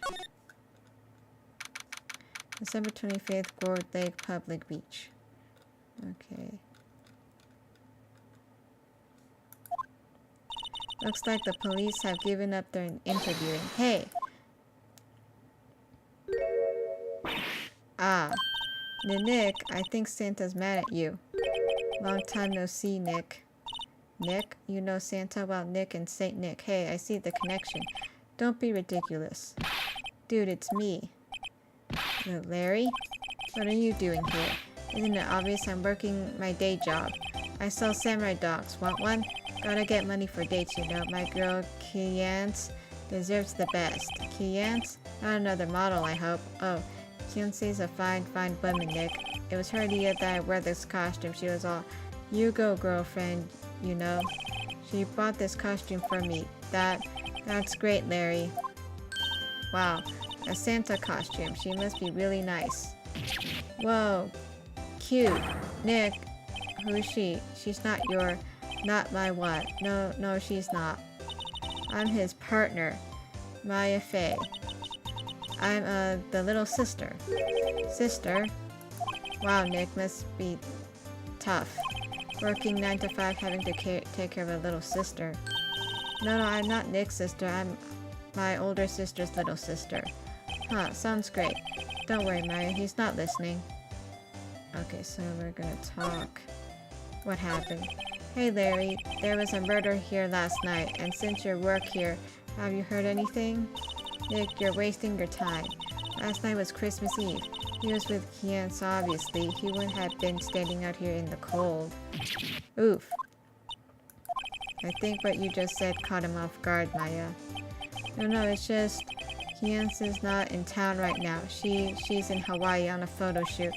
A model, I knew it. Well, anyway, there was a murder here on the lake. The trial's tomorrow. Huh. Neat. The defendant is Edgeworth, Miles Edgeworth. Nick, why would Larry know Edgeworth? Whoa, Nick. You don't mean that Miles Edgeworth. Old Edgy? Yeah, he's a murder suspect. Whoa, murder? Huh, you know Mr. Edgeworth, Larry? Yeah, of course. Edgy was in the same class as us in grade school. What? Samurai dogs. Tell me about the dogs. Huh? Oh, you mean the samurai dogs? Why are they samurai dogs? I mean, they kind of look gourd-shaped. Oh, well, originally they were gourd dogs, you know, like guard dogs? Ouch. The samurai thing was Kiance's idea. Oh, she's my woman, you know. She's all, change the name and you go, girlfriend. She made me that banner. And the kids can't get enough of those samurai dogs. Any comments? No. Something about that just seems wrong. Oh, and guess what? We're getting a ton of customers here at the lake with that big news. The big news? Yeah, Gordy. Gordy. Edgeworth. So, Mr. Edgeworth, was your classmate Larry? Yeah, Nick, him, and I used to hang out all the time. Wow, I never knew. Don't get me wrong, he's always been kind of a stick in the mud, studying all the time, trying to be like his father. Yeah, Edgy's pop was a famous defense lawyer back in the day. Wow. Wait, you said defense lawyer? Yeah. Wait a second. And Mr. Edgeworth is a prosecuting attorney. What? Edgy's got a proboscis on his knee? No, he's a prosecuting attorney. That's like the total opposite of a defense lawyer. Huh, go figure. He always used to talk about defending the weak who were unable to defend themselves. Man, he used to go on and on about man's duty and society and all that. What a bore. I wonder what changed his mind, though. Do you know Nick? Nick? Gordy. What's Gordy? Huh? You mean you don't know? It's here in this very lake, a giant mysterious monster. Gordy. Monster? Yeah. Check it out. This is an article from yesterday's newspaper. There's a photo. Wow, it's really real. Hot news. Giant life form appears in Gourd Lake. Nick, a monster. A real monster. Yeah. It's probably just a log or something, right? Hey, there's a quote here from the person who took the photo. What's this? I set the camera to automatic and when we got into the frame, I heard a loud bang, like an explosion, followed by the sounds of something slipping into the water. I wish I could have seen it. Why would there be a sound like an explosion? Larry, could I borrow this article from you? Sure, no problem. That'll be $1 million. $1 million? Grow up, Larry. Gordy article added to the court record. Gourd article. Article about a monster sighted at Gourd Lake. Okay, so we're gonna move. Okay, wait. Okay, we're gonna move to the law office. What is it? Oh, nothing. Just something's been bothering me. Could you show me that autopsy report one more time? Hey, I remember now. This guy, he's a lawyer that was at the office Mia worked at. I met him once when I went there to hang out with Sis. That office? Wait. Amy Grossberg's office? Right, that guy. That was the last name I expected to come up. Maybe I should go talk to him for old time's sake. Okay, so we're gonna move to the Grossberg office. December 25th, Grossberg Law Offices. Ahem. That old familiar clearing of the throat. Aha, you're me is something, are you not? I was her understudy, yes. Phoenix, right. Aha, and you're me is something too, are you not? Her little sister, yes. You've grown. You've come to look a lot like your sister, you know. It takes me back. Ah, the days of my youth. Like the scent of fresh lemon, you see? Mr. Grossberg, sir? Yes, I beg your pardon. Of course you can come. You came here to discuss something. What is it then? Something the matter? Okay, talk. What happened? There was a murder last night. A murder? You haven't heard? I just got up, you see. Well, Miles Edgeworth shot someone with a pistol. Edgeworth, what? Who did he shoot? Well, the identity of the victim is still unknown. This is terrible news indeed. I guess he hadn't heard anything. That painting. Mr. Grossberg, whatever happened to that painting? Oh yes, I do not think it shall ever be coming back home to this office. I can't exactly claim it was stolen. I suppose it was my just desserts. Old bitter desserts. Okay. Present the autopsy report. Strange. I feel as though I've seen this man somewhere before. Ah, did you remember? He was a lawyer here in my office. That's Hammond. Robert Hammond. Mr. Hammond? And you say this is the man Miles Edgeworth shot? Okay. Talk. Robert Hammond. Who is this Hammond guy anyway? Mr. Hammond, he was the defense attorney in that case. That case, yes, the DL6 incident. DL6, why does that sound so familiar? Perhaps you remember? I'm sure someone mentioned it during the trial for Mia's murder. That was the incident where the police were so at loss they used the spirit medium. Wait, you don't mean... was that medium my mother? Yes, my dear. The spirit medium, Misty Fey, your mother, contacted the spirit of the medium. But the case was a loss. No conviction was made. The DL6 incident. The DL6 incident, yes, happened 15 years ago. A very strange case indeed. They never caught the criminal, right? Correct. Misty Fey used her powers to talk to the spirit of the late victim. Her testimony led to charges being laid against one man. But Mr. Hammond won the case and the suspect was declared innocent. And the police blamed my mother, calling her a fraud. You were the one who helped her out then, right, Mr. Grossberg? Yes, quite. Thank you. No, please, don't mention it. DL6, never thought I'd hear that name again. But wait, what does that case have anything to do with Mr. Edgeworth? It has everything to do with Mr. Edgeworth, my dear. The victim in the DL6 incident was none other than his father, Gregory Edgeworth. Well, what? His father? If you want to know more, you should ask him yourself. Show him this. I'm sure he'll talk to you. Wait, this is a photograph of my mother. Misty Fey's photo. An old photograph, DL6 incident, Exhibit A is written on the back. Okay, so we're gonna move to the detention center. December 25th, detention center visitors room. What's this? I was hoping you got my message the first time. Edgeworth, what about your defense? It's no concern of yours. Guess he hasn't found anyone yet. Okay, present. Misty's photo.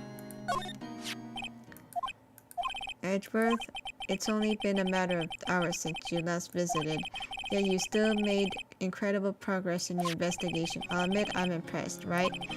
You were always single-minded in your work, though. Once you start on something, you always see it through.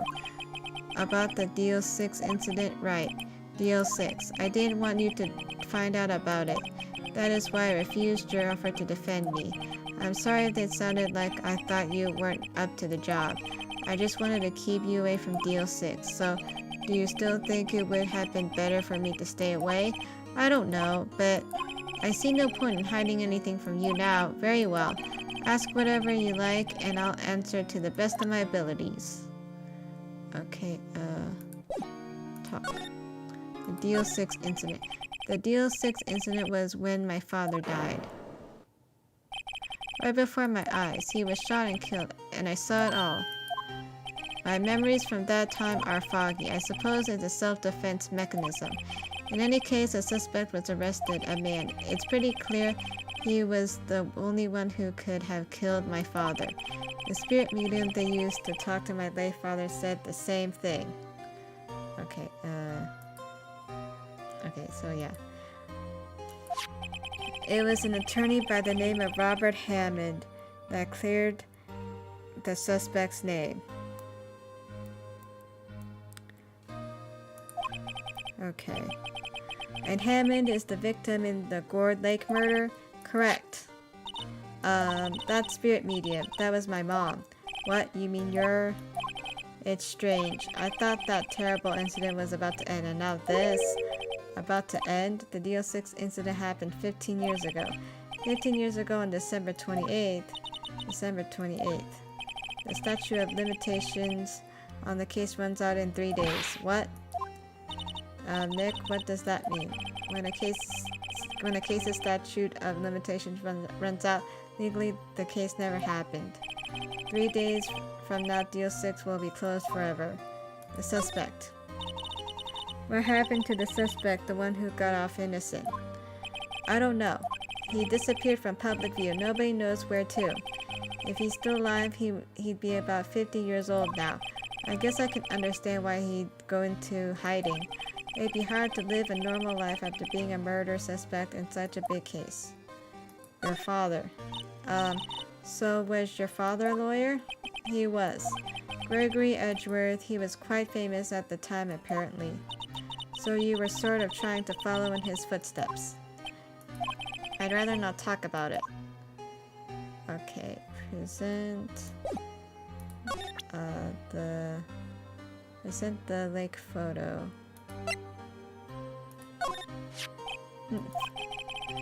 Who would have thought there'd be a photo? Edgeworth, did you shoot him? What do you think, Wright? I don't think you're the kind to point a gun at anyone, no. So you didn't shoot him? No, I didn't. It wasn't me. Right. It pains me to ask you this now. I know, you want us to defend you. Yes, will you? Of course we will. Ah, who could have guessed this day would come? Not me. This is my chance to finally pay you back. Pay him back? Pay me back. Oh, pay me back? For what? I don't remember ever doing anything for you. Never mind. I guess you don't really need to know. Huh. My letter of request. Please give it to Detective Gumshoe. Edgeworth's request. Document approving Edgeworth's request for an attorney. Well, I guess we should... Well, what's that? Earthquake! Nick! It's a big one! Wow! It's calming down. Phew! That was scary. Huh? Where's Edgeworth? There. He's on the floor in the ball shivering. Oh, in a ball shivering. I guess he doesn't do so well with earthquakes. I've heard of running, but curling up in a ball? Well, I guess we're done. Mr. Edgeworth doesn't seem like he's going to stand up anytime soon. Let's go, Nick. Right. We have to give Edgeworth's letter requested to Detective Gumshoe. Okay, so... we're gonna move to the Criminal Affairs Department. December 25th, Police Department, Criminal Affairs. What's going on here? Eek. Well, what's wrong, Detective? This wild lady comes in here just a while ago, says she came to talk to y'all after hearing what Mr. Wright had to say. What's this all about, pal? Lot of heart. Why are you going around finding more witnesses? You want to give Mr. Edgeworth the death sentence, pal? No, not at all. Just, I mean, she did see something. There's nothing I can do about that. I can't go around covering up evidence. You trying to say something about the way I do my job? No, sir. Okay, so, present the request. Look what I got. Hey, you did it, pal. Glad I waited till the last minute to file those papers. I'll rip them up and start new ones for you. Thanks, Detective. Well, see you in court tomorrow then. Good luck, pal. Hey, you guys feel that earthquake a little while back? I was worried. Worried? We're fine. I lived out here my whole life. I'm pretty sure... Oh, I'm pretty used to them by now. Oh, I wasn't worried about you two. I was worried about Mr. Edgeworth. Oh, right. You did seem to overreact a little now that you mention it. Yeah, well, I'm not surprised. It was a pretty big quake. I'm going to go check on him. You two go eat and get your rest for tomorrow's trial. Later. I wonder what it is with Mr. Edgeworth and earthquakes. I wonder. He was never that scared of them when he was in school. Then again, I only really got to know him in 4th grade. He transferred to another school after that. I wonder what happened to Edgeworth. Okay, to be continued.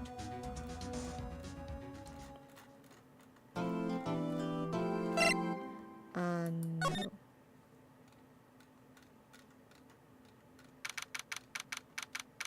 December 26, 9:44 a.m. District Court, Defendant Lobby Number 2. Karma? That's right, Manfred von Karma. He's the best prosecutor there is. He hasn't lost a case in his 40-year career. He is a god of prosecution, right, a god. Not a single case. He'll do anything to get a guilty verdict. Anything. Sounds like someone else I know, Edgeworth. You don't understand. I mean, he'll really do anything. Manfred von Karma is a man to be feared. That's quite a claim coming from someone who forges evidence. He taught me what it really means to prosecute. What? Just picture a prosecutor as vicious as me, multiplied by a factor of 10. So he was your teacher then, Mr. Edgeworth? Something like that. And now he's trying to get you found guilty? What a creep. Oh wait, maybe he's planning on losing on purpose to help you out. Not a chance. He hasn't lost once in 40 years. 40 years. He's as ruthless as me, times 20. That's pretty ruthless. Like I said, he's a god among prosecutors. I guess that's something like Mia was to me. Speaking of Mia, Maya? We could really be using Mia's help right now, don't you think? Oh. I can't. Sorry. I tried. I really tried, but I couldn't reach. You couldn't reach? I think it's because I haven't been training. My powers are weak again. Oh man, what bad timing. I'm really sorry. I'll try my best. I hope so. What are you whispering about? Oh, it's nothing. Well, it's time. Let's head in. December 26, 10 a.m. District Court. Courtroom number 3.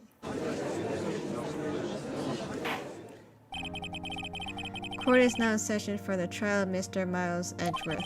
The defense is ready, Your Honor. Mr. von Karma, is the prosecution ready? Fool. You seriously think that I would stand here? You seriously think that I would stand here were I not completely prepared? Right. My apologies. You even got the judge scared. Very well. Your opening statement, please. Decisive evidence. A decisive witness. What else could possibly be required? Or nothing, of course. That should be fine. The prosecution may call its first witness. What's with this guy? Is he royalty or something? How am I supposed to fight against this? I called the defense in charge of this case, Detective Dick Gumshoe. Okay, Gumshoe's first. Let's see how this goes. Describe the incident.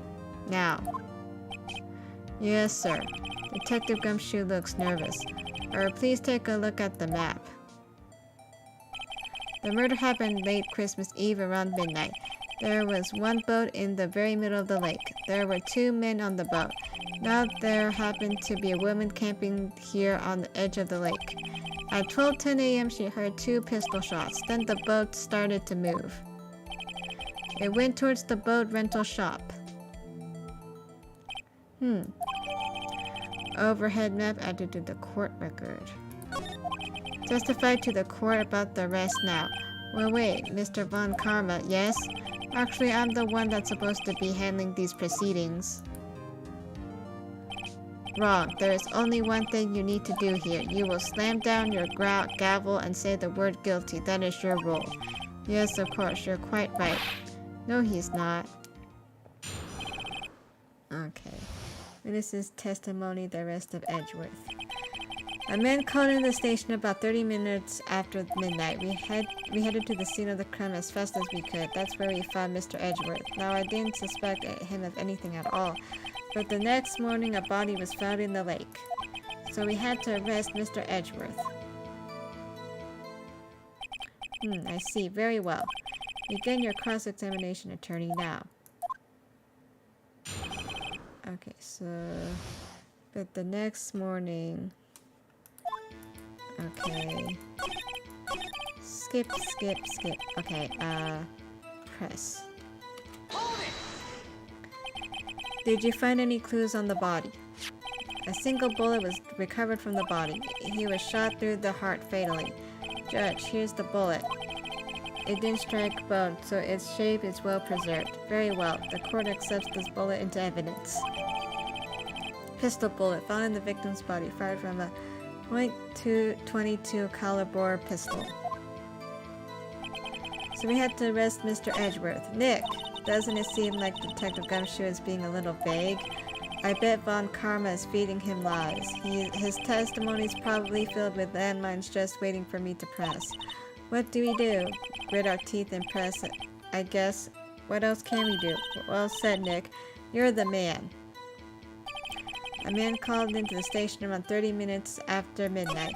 We headed to the scene of the crime as fast as we could. That's where we found Mr. Edgeworth.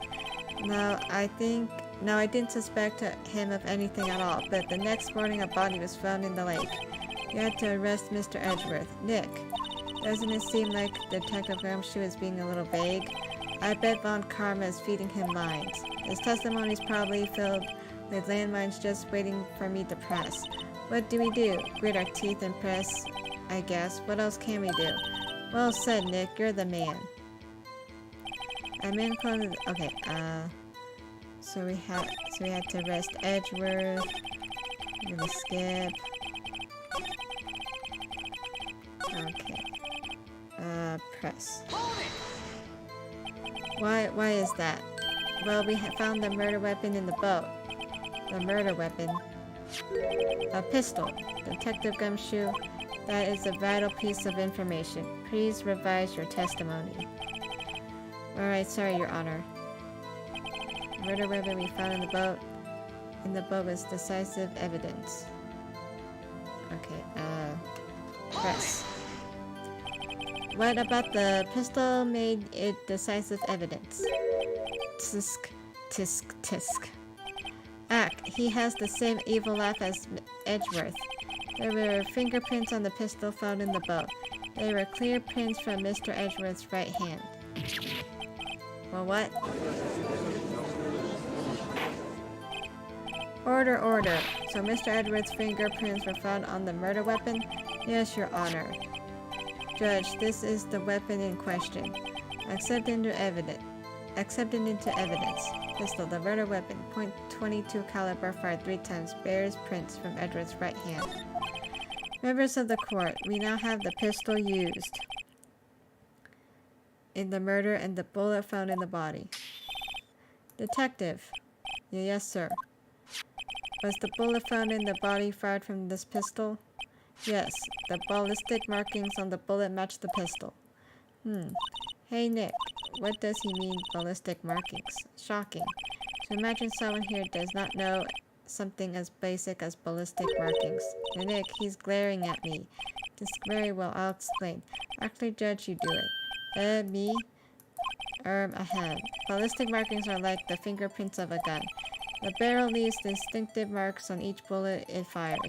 You can examine these ballistic fingerprints to see which gun fired the shot. It's quite accurate, indeed. This leads to one inevitable conclusion. The bullet found in the victim's heart was without a doubt fired from this pistol. This pistol, which as you may recall was covered with the defendant's own fingerprints. Order, order, this is bad. This makes it look like Edgeworth did it. Well, Judge, I'd say it's almost decisive. Yes, honestly, I could declare a verdict at this point. However, you wish to hear the witnesses speak, no doubt. Very well. I am somewhat fatigued and so I will take a brief break. I will call my witnesses after the recess, which will last 10 minutes. Judge. Yes, what are you doing? A 10-minute recess now. But wait, Just bang your flimsy gravel and get on with it, man. Yes. This court will take a 10-minute recess. Who is running this court anyway? December 26, 11:09 a.m. District Court, Defendant Lobby Number 2. Edgeworth, what's going on here? Your fingerprints were on the murder weapon. And the foggy photo makes one thing clear. The only one who could have shot that man was the person in the photo. True. Was that you in the boat? Yes, it was me.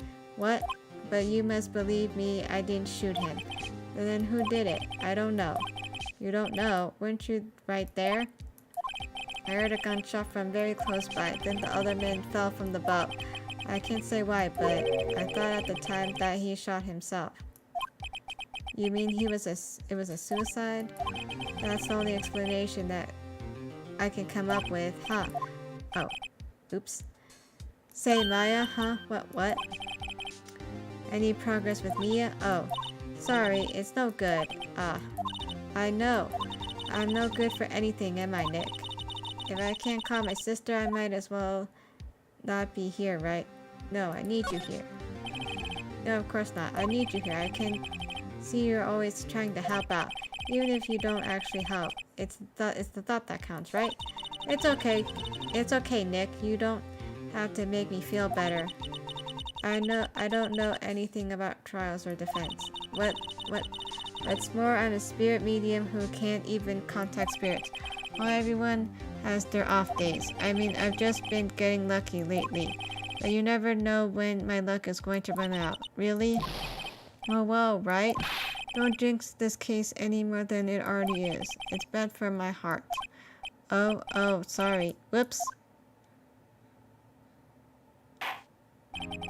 Court is back in session. Mr. Von Karma, call your witness. Yes. Will Miss Lotta Hart take the stand? Lotta Hart, you are a research student at a university? That I am. Good. Begin by telling us what you saw the night of the incident. And don't add anything trivial or subjective. Understand? You'll need to learn some manners. Understand? Yeah, I understand. Very well. Your testimony, please. Witness testimony, witness's account. Okay. It was Christmas Eve, just after midnight, I reckoned. Okay. I was in my car. I heard this bang come up from the lake. When I looked out the window, I saw two gents in a boat. Then there was another bang. There wasn't nary a thing on the lake but that boat. Enough. Huh? Judge, she happened to take a photo of the incident. This is that photo, accepted as evidence. Well, this is just a surprise. Oh, this is a surprise. This is a surprise. This looks like the very moment of the murder. Order, I will remove people from this courtroom if I do not have order immediately. As the witness testified, she looked at the lake when she heard the shot. There was no other boats on that lake, so the man in the boat with the victim must have been the one who shot him. Yes, it was the defendant, Miles Edgeworth. Order. I will have order. Well, Judge, the evidence is decisive. I have very little doubt about this case. Very well, this court finds the defendant... Well, wait, Your Honor. I haven't cross-examined the witness yet. A cross-examination? We have photographic proof. What question can there possibly be? This photo is worth 1,000 words, and they all read guilty. You lose. Or, do you claim to have found a contradiction in her testimony? Very well. If you have to, you may cross-examine the witness. You only flounder and ask meaningless questions. You will fail to find anything. Okay. Yes, gonna make it. And then I will have you held in contempt of court. Nick, contempt? Contempt of court, you know. I guess I understand. Well, what are you going to do? Do you really think there was a contradiction with the facts in her testimony? I think there was. I think I noticed one little thing. Well, I'm impressed, Nick. I didn't notice anything. Right, let's take him on. Yeah, I got a bad feeling about this. I understand. I will cross-examine the witness. Tisk, tisk, tisk. Very well. I pray for your sake this isn't a waste of time. Okay, cross-examination witness account. It was Christmas Eve. Okay, so I'm gonna go to,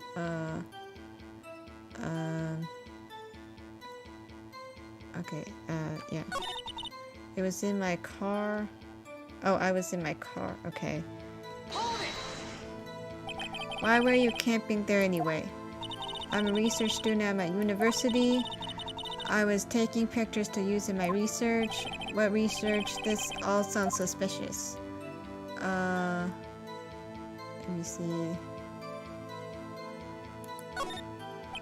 Miss Hart, could you be more specific about your research? What does the witness's motive in camping by the lake have to do with this case? The answer is nothing. I object to this line of questioning. Objection sustained. Wait, now I'm the one who says that. Well, then say it already. Objection sustained. Thanks for nothing, Your Honor. Wait, oh yeah. I heard this bang. So you weren't looking at the lake at the time? Nope, I looked after I heard that noise. She said that already. I asked you to find contradictions, not leisurely chat with the witness. Irk. Okay, 2 drinks in the boat. Could you clearly see the 2 men? Just look at the picture. Clear enough for you? Uh-oh. Press further. Wait a second. I wasn't asking you about the photo. I was asking if you saw the 2 men. Yeah, well, of course. The witness has testified that she saw them. There's also a photo. You best look elsewhere for your precious contradictions. He jumped in quick. He's hiding something. Okay, were you watching the very moment the shot rang out? Well, yeah, sure. You're asking meaningless questions. Meaningless. Contradictions, Mr. Wright, not meaningless babbles. Von Karma, I think I hate you. He's trying to keep me from talking to the witness. To what end? There was a nary a thing on the lake but that boat. There weren't any contradictions in there. Sorry, Nick. If only my sister were here. I is really taking this hard. Okay. It was just... Okay, how many... Okay, I think this is the last one. It was Christmas Eve.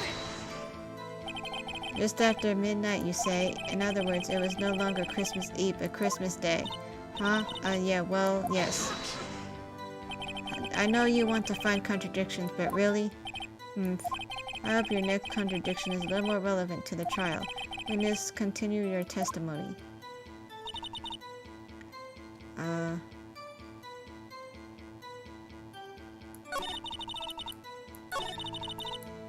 Okay.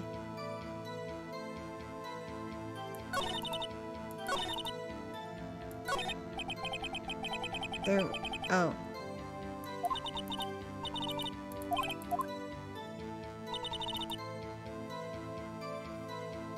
Okay. I'm trying to find the last one. Okay, is this last one? Are you sure about that? Yeah, sure as a country girl can be. That sounded pretty sure. Okay, press further. How come you're so sure? Well, heck, I scanned the whole lake. Scanned the whole lake? It almost sounds like she was more interested in the lake than the boat. Miss Hart, you... Mr. Wright, the witness has answered the question in full. No need for further questions. Objection sustained. That's what I'm... Sustained. Yes, of course. Oh, great. Enough. I think we've heard all we need to hear, Mr. Wright. It seems like you're unable to find any contradiction to the testimony worth noting. But, Your Honor, you keep your promise, Mr. Wright. I'm afraid that I will have to penalize any further outbursts, holding you in contempt of court. And if that happens, you'll have to leave the courtroom immediately. Understood? Nick, Lada's testimony is fishy, Nick. Really, real fishy. I know what you mean. But if I can't say anything, what can I do? I believe you covered the evidence sufficiently to make a decision. Then pass your judgment. Very well, Mr. Mouse Edgeworth, please take the stand. Hold it. Who is that? It was me. Maya. Is something wrong? Do you need to use the facilities? No, I do not. Lotta Hart, your testimony stinks. It's unclear whether you were actually looking at the lake. It's highly doubtful that you actually saw Mr. Edgeworth. Tell us the truth. This is a matter of life or death. Okay. Lotta, did you really clearly see Mr. Edgeworth that night? Did you see him fire that pistol? You will stand down. The court does not acknowledge the defense's outburst. Answer me, Lotta. What's the big idea treating me like some kind of criminal? I saw him, I swear it. I saw Edgeworth. Enough. Judge, declare the defense in contempt of court. Yes, of course. I'm sorry, but you were warned. Guard, escort Mr. Wright out of the courtroom. He's in contempt of court and must leave. No. Wait. I was the one who made the outburst, Your Honor. Nick is innocent. Ha. What's the difference? All that remains is for the guilty verdict to be declared. Isn't that right, Mr. Phoenix Wright? Wrong. Wrong. What? Did you hear what Miss Hart just said? She said she clearly saw Mr. Edgeworth. That was not in the testimony. That changes her testimony and I have a right to cross-examine her again. Order. You're in contempt of court. It's too late for wild claims. Judge, sustain any objection. I'm sorry, Mr. Von Karma, but I cannot. What? Miss Lotta Hart has made a new testimony. The defense does not have right to examine her again. But he's in contempt of court. No, I am. If you're going to arrest someone, arrest me. Very well. Maya Fey, you will leave the courtroom immediately. Nick, I did what I could. You have to do the rest. Good luck. But Maya... I care not for this melodrama. Listen well, Mr. Wright. I do not tolerate badgering of my witnesses. I'm running out of time. I'd better find a contradiction in here or else. Mr. Wright, begin your cross-examination. Okay, the last statement. I saw it clear as day. The man on the boat was Mr. Edgeworth. Okay. We're gonna present the lake photo here. Got you. Got you, Miss Hart. Finally. Well, what? You got what? Look at this photograph. The photo I took? The very same. There's something I want you to see in this photo. It's quite clearly visible. The fog, Miss Hart, so. This picture was taken with professional, high-quality film, correct? Even it could not capture the faces of the men on the boat. Yet you claim you saw Mr. Edgeworth. How? What? Mr. Wright has a point. That's why I told her not to say that in her testimony, please. Yet now she has said it, Mr. Von Karma. How could you possibly see Mr. Edgeworth? Explain yourself. Miss Hart, what? Could you see the defendant that night? Of course. I said I could, and I meant I could. Then please testify as the circumstances of your sighting. I did it. I finally found a hole in Von Karma's carefully vague testimony. Okay, how Edgeworth was seen. Yes, you're right. It was a cold night and the fog was thick as grits. So once I was finished setting up my camera, I got back in the car. Still, I brought my binoculars with me. When I heard that noise out on the lake, I looked with my binoculars. See, no problem. You used binoculars? Very well. You may begin your cross-examination, Mr. Wright. This one better be good.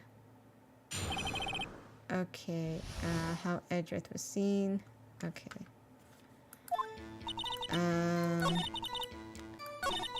Okay. press. Binoculars? Yeah, binoculars. Yesterday you mentioned that you were out looking for shooting stars, correct? Well, yeah. Wouldn't you need a telescope, not binoculars for that? I've got doubts about your camera too. Was that really to take pictures of meteor showers? The camera is irrelevant to this case. You can't say that for certain. Mr. Wright. Oh, yeah, you can't say that for certain. Is the camera really relevant to this case? If you believe it is, you may continue with the line of questioning. But know this. If you find nothing with this, there will be consequences. Well, Mr. Wright, do you wish to press further about the camera? Press further. This is to make it or break it. This is make it or break it time. The camera is of utmost importance, Your Honor. It is perhaps the key to this entire case. Therefore, I will continue my line of questioning. Wow, maybe I went a little overboard there. Very well. Miss Hart, you will testify to the court about the camera. Yeah, I hear ya. The camera was set up to take pictures of a meteor shower. When I heard that noise, I was like, oh, shoot. What is it? Oh, okay. Present the camera.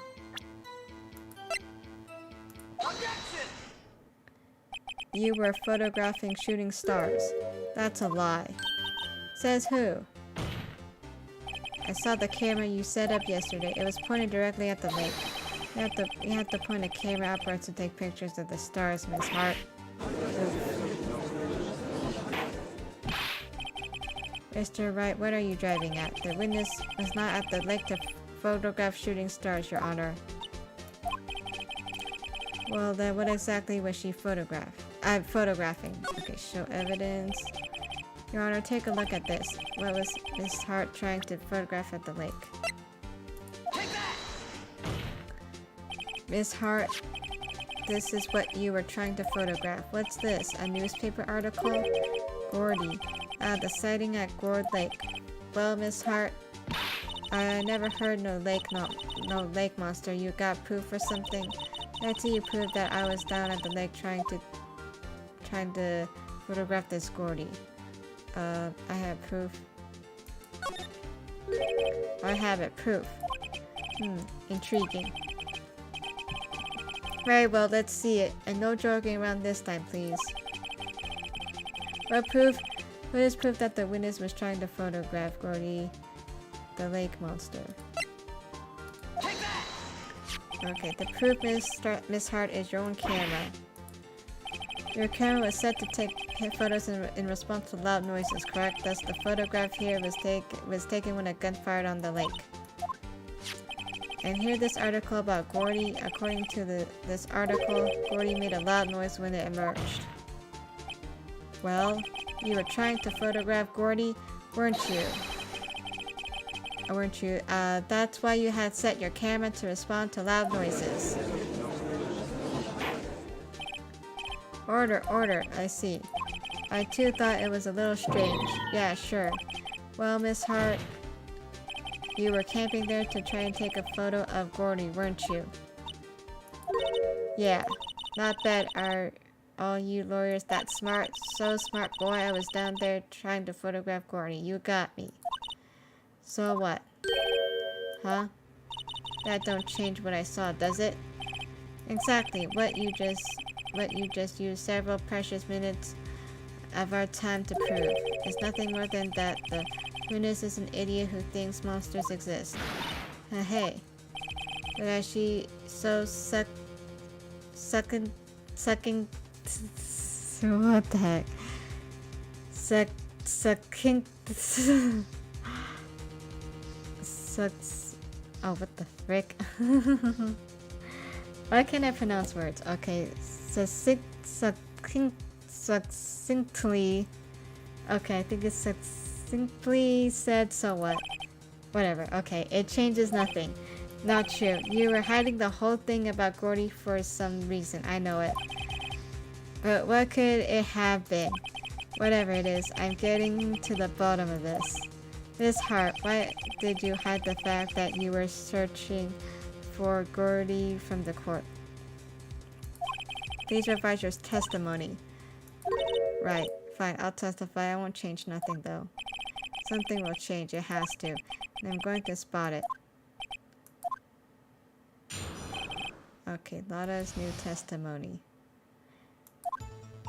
Actually, I'm not a research student at a university. I'm an investigative photographer.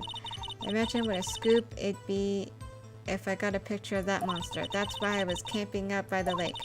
But that's all I was hiding. When I heard the bang, I looked right straight out of that lake. There wasn't much else to look at, so I just watched that boat the whole time. Then I saw a flash near one of the men's hands, and I heard another gunshot. I was looking right at that boat the whole time, crossed my heart and hoped to fry.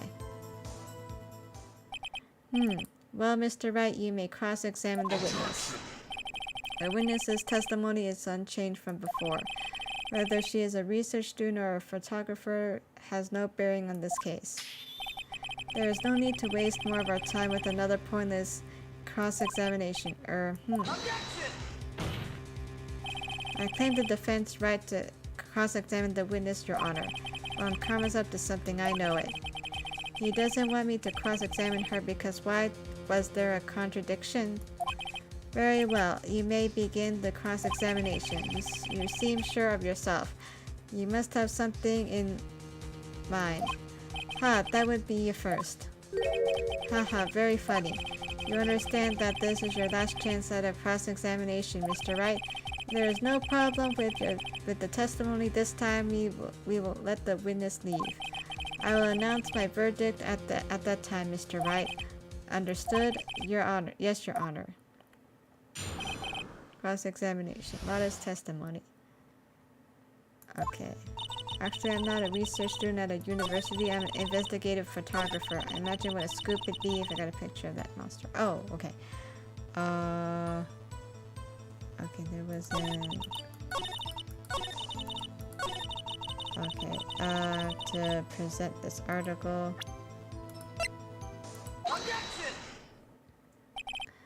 Okay, Miss Hart, were you really looking at that boat? What's with you? Of course I was looking at it. It was the only thing out there. Any normal person would be looking at it. I agree, any normal person would. But you are far from normal. What? Y'all want to step over here and say that? You were camping at the lake to take a picture of Gordy. Think about it. What would you do if you heard a loud noise? You'd be scanning the lake for any sign of Gordy. That's what. You wouldn't give the boat a second thought. Ah. Order. Continue, Mr. Wright. You testified that you were watching the boat through binoculars. However, you would need binoculars to watch that boat. You needed them to search for Gordy, and that's what you were doing. Well? Well, now that y'all mention it, I did sort of take my binoculars and kind of scan the lake a bit. I mean, Gordy might be out there and all. I mean, Miss Hart, are you saying that you are not watching the boat then? So sorry, y'all. I wasn't fibbing, really. I thought you know I could be a witness to a murder and all. Ooh, okay.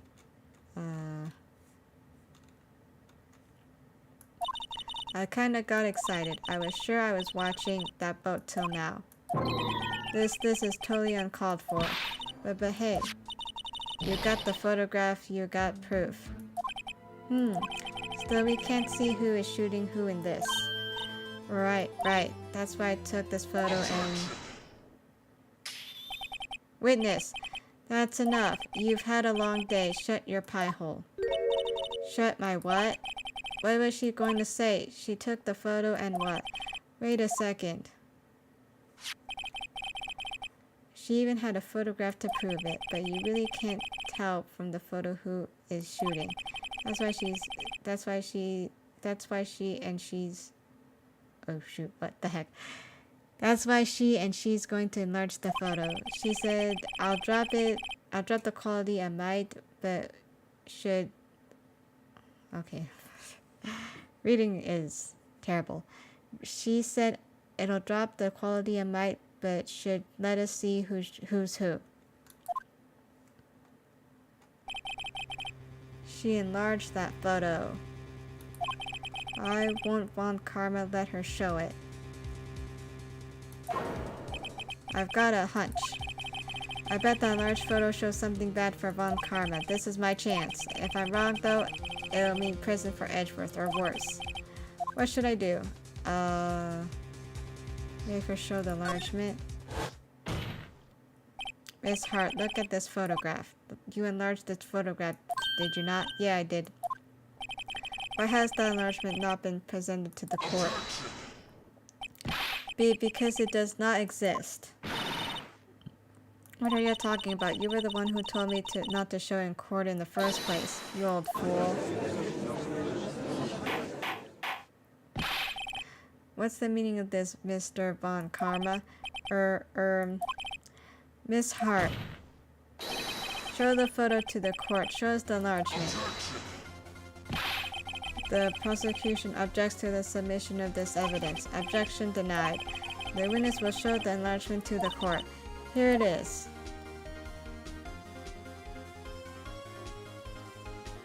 We still cannot see who is firing in this. It could be the defendant or maybe it's not. Regardless, I'll accept this as evidence.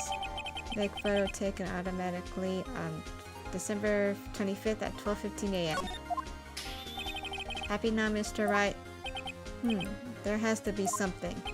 You asked for an enlargement, you got the enlargement. And little good it has done any of us. That's why I requested she not show it. I suppose this means that the cross-examination is over, obviously. And I would like to close the cross-examination of Miss Lotta Hart, and none too soon. That was a flagrant waste of my time. Mr. Von Karma, do you have anything to add? I stated everything I needed to when this trial began. Decisive evidence. A decisive witness. What else could possibly be required? Nothing, of course. Then I believe it's time for me to declare my verdict. Wait, it's not supposed to go like this. There has to be a clue in this photo somewhere. This is bad, real bad. What should I do? Object to enlargement. Your Honor, there is something decidedly strange with this enlargement. Well, what that? Oh, okay. Yes, what would that be? Might be, Mr. Wright, you will show the court what you mean. What about this photo is strange? Okay, here goes nothing. I'll show the judge what's strange about this photo. Okay. It's like right here. Take that! Here, Your Honor, the shooter? I'm not sure I understand about what the shooter is strange. Look at the hand holding the pistol, Your Honor. That hand directly contradicts another piece of evidence. This man's left hand does what? Let me show you. I'll show you the evidence that left hand contradicts. Present the pistol. The evidence is clear. The man in this photograph is holding that pistol in his left hand. However, the prints on the murder weapon were from Edgeworth's right hand. Ergo, the man shooting the pistol in this photograph is not Mr. Edgeworth.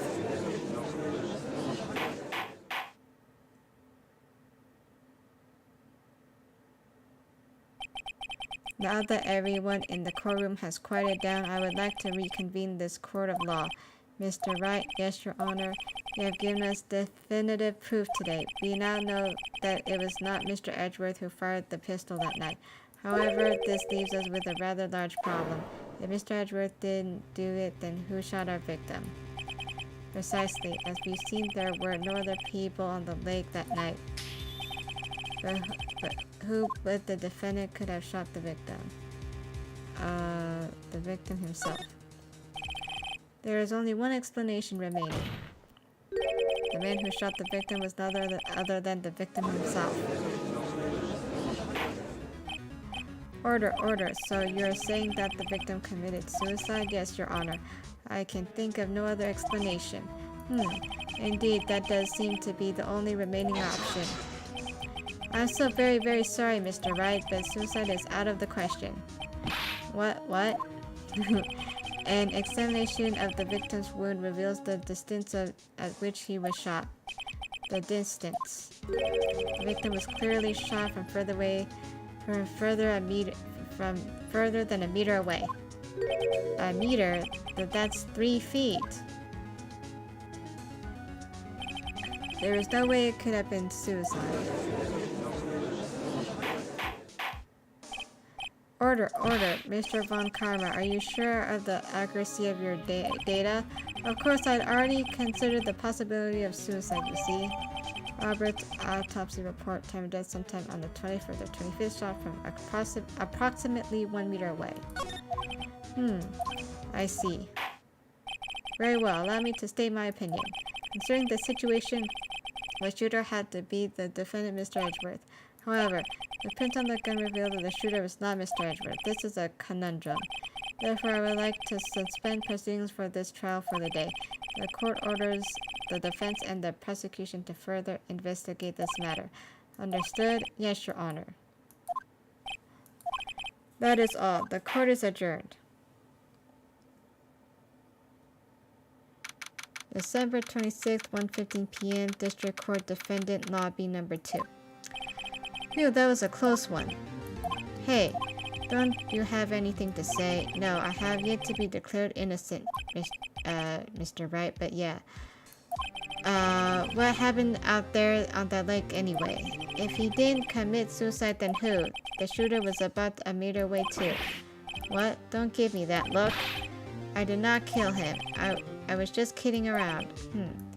Look, I'm going to go check on Maya. Oh, right. What? Tell her something for me. What? Tell her to watch what she says in court. That's all. Would it kill you to just state how you really feel with a thanks, Edgeworth? I requisitioned a transcript of Lotta's entire testimony. I thought it might give me some ammunition for the trial tomorrow. Of course, she didn't see the shooter, so the only part of her testimony that stood was the bang she heard. Okay, Lotta's disposition. I heard 2 sounds like gunshots after midnight. On December 25th. Okay, to be continued. Okay,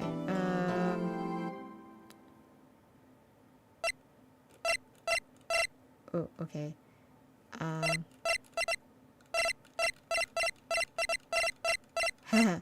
Okay, sorry about the noise. No. December 26th, Detention Center Visitors Room. Maya. Hey, Nick, it's you. I'm glad Mr. Edgeworth made it through the day okay. It's a relief. Hey, why'd you do that anyway? I don't know. I just knew I had to do something. I know I'm not a lawyer, my sister was. I'm sorry. Well, you did save the trial. Just behave from now on, okay? Oh, okay. Talk. Questioning. Have you been questioned yet? No, not yet. Detective Gumshoe was here just now. He said, seeing as this is your first offense, we'll let you go after questioning. Phew. Oh, he wanted me to get bail money ready. You can pay for me, okay? Huh? How much? I don't know. I guess they'll send you a bill or something. Why do I picture giant bales of money every time I hear the word bail? Mia. Any luck with Mia? None. I can't get through to her at all. I tried. I really did. I don't know what to do. I think I probably shouldn't have stopped my training. She sounds like she really did do her best. I should check and see if there are any waterfalls in the local area. I wonder if I'll ever see my sister again. Okay, we're gonna move to the woods. December 26th, Gourd Lake Park entrance.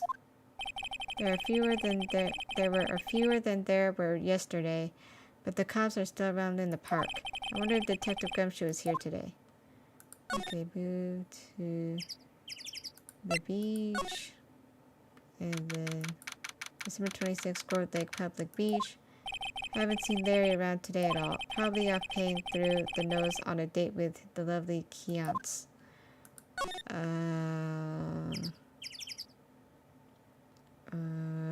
Oh yeah, Woods. December 26th, Gourd Lake, Woods. Hey, Detective Gumshoe. Hey, pal. The trial today, Yes, what about the trial? Well, I was going to say good show, but it wasn't really all that. Though you did save Mr. Edgeworth, I guess. I just wasn't sure how to thank you, you know? Thanks. Okay, talk. Tomorrow's trial. Detective Gumshoe, any idea what strategy Von Karma is planning for tomorrow? Sounds like he's bringing in another witness. Another witness? Oh right, he said something about that in the trial today. There were 2 witnesses. I was wondering who that other witness was, or who was it? Sorry, pal. As much as I like to, I'm not at liberty to divulge that information. Right. Prosecution Edgeworth. Oh right, I wanted to ask you something about Edgeworth. What's up? Is he afraid of earthquakes? I never heard anything about that before. Mr. Edgeworth doesn't talk about himself too much, see. But there's one thing that's clear as day. Him hating crime the way he does. And him becoming a prosecutor and him becoming scared of earthquakes. It all starts with that incident. The Deal 6 incident? Yep, that's the one. 15 years ago, when he saw his father shot before his very eyes. He still feels the pain now. You can see it in his eyes. Maya Fey. I wanted to talk to you about Maya Fey, huh? She's not out on bail yet? That's strange. I told him to let her go as soon as they had their report written up. Man, I don't know what would have happened in that courtroom today if it weren't for her. Seeing her being dragged out by the bailiff. I'll be honest with you, pal, I shed a tear or two. Mr. Edgeworth, he was so moved, I saw his lip trembling. Really? Close eyes, Edgeworth. He was really grateful for what she did, you know. I'm going to head back to the station. I'll get the report on Maya and get her out of there as soon as I can. Thank you. Oh wait, I was wondering how much is bail going to be. Don't worry about that. Mr. Edgeworth is posting the whole amount. What? Edgeworth? Didn't I tell you? He's grateful to her for what she did. Alright, pal. Well, don't forget to go pick her up, okay? Maybe I can get Edgeworth to pay this month's rent, too. Okay, move, entrance, move to the detention center. December 26th, the detention center visitors room. Hey Nick, you finally came. They just finished the paperwork. I'm free to go. Free at last, eh? Those interrogators were really mean. They were like, okay, what did you do this time? Like I was some kind of criminal. Can you believe it? Well, they let you out in the end, didn't they? Oh, that reminded me. Thanks for the bail. Thanks, Edgeworth, huh? He posted bail for you. Said he was grateful for what you did. Mr. Edgeworth did that? I had to make it up to him. I've got to win this case, Nick. Okay, I'm gonna move to the entrance again. December 26th, Gourd Lake Park entrance. There aren't many cops around today, are there? They're probably back at the precinct working up the case against Edgeworth. Hey, y'all. Hey, it's Lotta. Y'all really did it today. What did we do now? No, I'm not complaining. See, I did a little thinking, a little. Self-reflection, you might say. I realized that being a witness is a mighty big responsibility, but I just went up there and started blabbing any old thing that came to mind. Lotta, so you see I want to make it up for y'all. Make it up. Okay, talk. Today's trial. What did you think of the trial? To be honest, I wasn't doing it half just to say I'd been a witness. Wait, to be honest, I was doing it half just to say I'd been a witness, even though I didn't really see anything. I couldn't convince myself I had, though. I'm sorry, I know I caused y'all a lot of trouble. Well, memory is tricky. Memory is a tricky, vague little thing. Yeah, I sure know that now. I'll be fine the next time I witness a murder. Right. You mean the first time you witness a murder? Gordy. What about Gordy? Right. Well, the way I figured the trial was only stoking the flames of Gordy's fever, I'll get my exclusive photos and rocket to stardom. Alright, Lana, you go, girl. I wish I could be an investigative photographer too. Finish your spirit medium training first. Making it up. Lana, what did you mean by making it up to us? Well, you see, actually, I got a bit of information for you. What? That Von Karma didn't want me to say nothing about it. What information? Now we're getting to the heart of it. See, I reckon we might be able to do ourselves a little exchange. Exchange? I thought this was to make it up to us. Right. I propose a little exchange to make it up to you. What? Information does not come cheap, my friend. Hey. I see you thinking, my, how unsophisticated these southern folks are. It's written all over your face. Let me tell you, most southerners are way more sophisticated than you. I'm just the exception, okay? Well, what'll it be? We're gonna deal or not? What do we do, Nick? Deal. We don't have any other leads, so I don't think we have a choice here. Okay, how much? Huh? You're completely off your rocker? I may not be sophisticated, but I'm not trying to rob the poor. Huh? The only fair exchange for information is information. Listen, good. What I need from you is information about Gordy. Whoa, Gordy? But Gordy Gordy might not exist. Then bring me proof that shows you don't. I'll be keeping watch from the car, okay? If you see something, y'all come to me first. Got it? Okay, right. See you later. Okay, Nick, let's get hunting. Hunting. You don't seriously mean Gordy? I sure do. Oh, jeez. What about Edgeworth? We're searching for Gordy for him, Nick. Don't you get it? Okay, and how exactly do we search for a make-believe monster? Maybe we can find a monster myth specialist. Okay, we're gonna move to the beach. December 26th, Gourd Lake Public Beach. Well, what's that? The Steel Samurai, Nick. Yo, Maya. Larry, what the heck is that? Oh, it was my girl Kyunse's idea. She was all, if you put this here, it would be really cool. Dude, she gave it to me along with the banner. Wow, that's really impressive. She could find those for you. Well, she knows a lot of people. And she shows finished. And that show's finished now, so she got him for free. Right. Okay, talk. Edgeworth. Yo, Nick. What happened with Edgy? Well, we made it through the first day in court, alright. I don't know how good our prospects are from here on though. Huh? Hey, Larry, did you...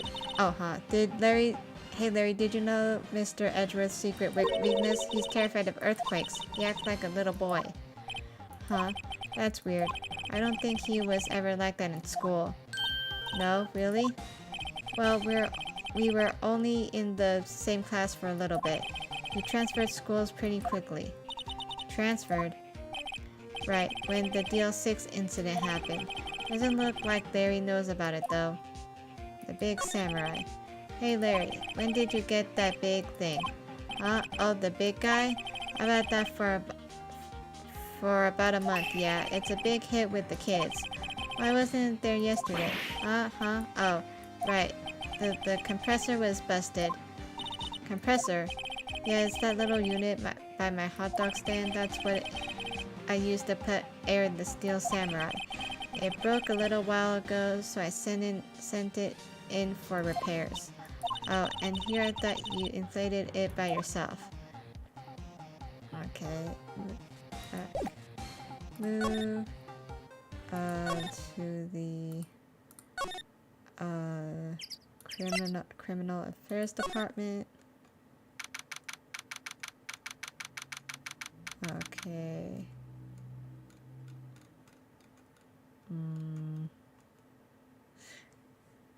December 26th, Police Department, Criminal Affairs. Hey there, pal. What's up? You look out of sorts. Wait, you didn't go and do something that's gonna hurt Mr. Edgeworth's case again. What do you mean again? Whatever, have a seat, pal. I'm here for you if you need anything besides money, that is. Okay, talk. The investigation. How is the investigation proceeding? It's not really. We have another meeting coming up. We're supposed to talk about Mr. Edgeworth's motive. His motive?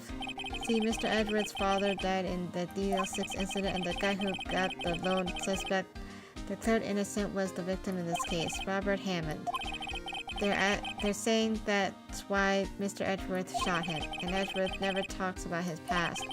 I bet they'll drag that out and hit him with it in court tomorrow too. Poor Mr. Edgeworth. I gotta admit, it doesn't look good, pal. Gordy. Say, Detective Gumshoe, do you know Gordy? The monster down in Gourd Lake? Not personally, no. Well, we're looking for it. Huh? Are you out of your minds? Eek! You got time to go wild monster hunting? How about doing a little questioning for me then? Oh, Detective Gumshoe is scaring me, Nick. I told Detective Gumshoe about the deal with Lotta. Nick, try telling him sooner next time. Sorry. I see, pal. Sorry for shouting at you.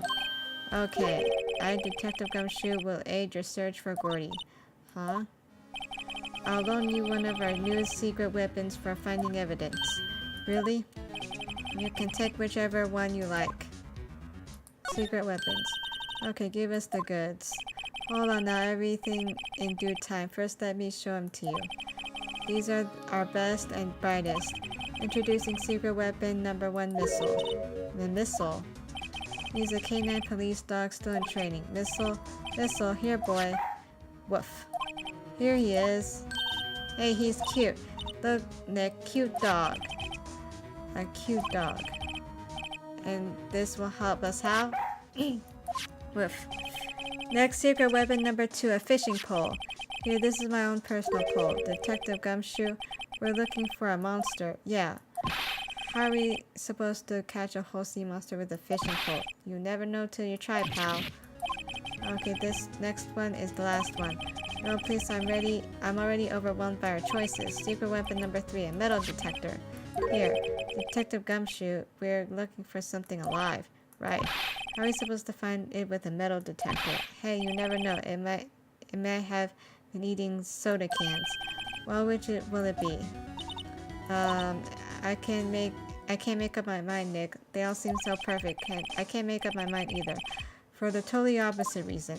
Oh well, I suppose it can't hurt to borrow one of them.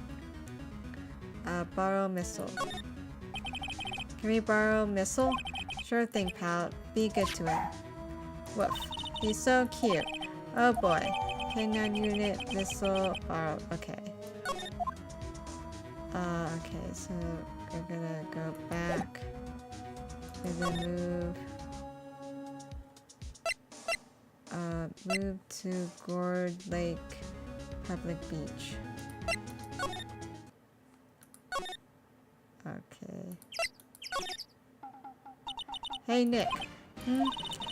Oh, Missile's been acting strangely. Missile? Oh, right. That little creature of the detectives. Hey, I love little doggies. Good boy, good boy. Grrrr. What's wrong, Missile? Yip, yip, yip. Eek. Missile. Whoa, stop that thing. Cannibal, I'm eating my samurai dogs.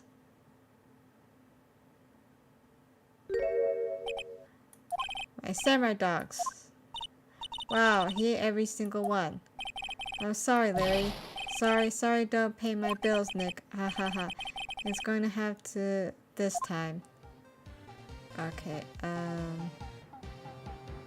I'll move. Okay, I have to move back to the... Wait. Okay. I'm gonna move to the affairs department. Okay. Talk about secret weapons. Detective Gumshoe, can we borrow one of the other things?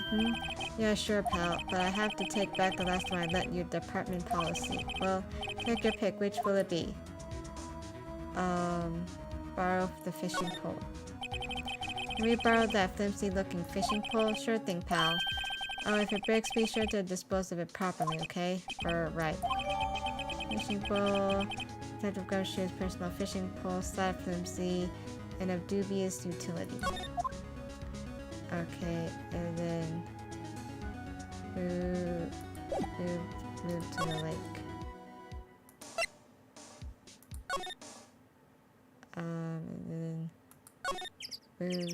move to the woods.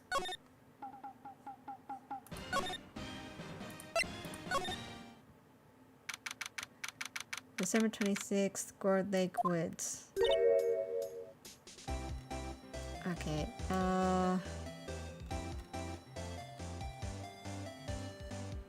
okay, Nick, this looks like a good spot. A good spot for what? Time to do some fishing. She's serious. What are you going to use for bait? Oh, yeah, I figured something like this would happen. We should have brought Missile along with us too. At least then we had bait. Nick, how could you? I'm kidding. Some jokes are better left untold. Oof, she hit me. Okay, watch this, Nick. Just try not to reel in any empty cans or boots, okay? Here we go. Ack, my leg.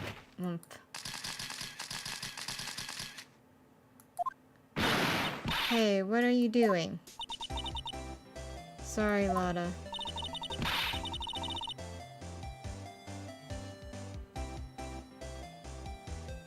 Okay, okay. Don't tell me y'all are on some film company's payroll.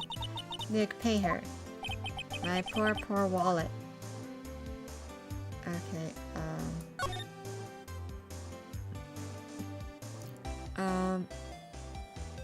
okay.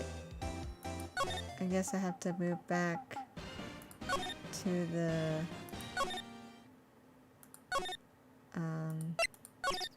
police station. Secret weapons. Detective Gumshoe, can we borrow one of the other things? Yeah, sure, pal. But I have to take back the last one I lent you, department policy. Well, take your pick. Which will it be? Borrow the metal detector. Can we borrow that metal detector? Sure thing, pal. I'm not sure what we're going to find with this. Remember, you're hunting for a monster. Anything is possible. Anything. Metal detector makes a noise when the metallic objects are near. A useful detection device.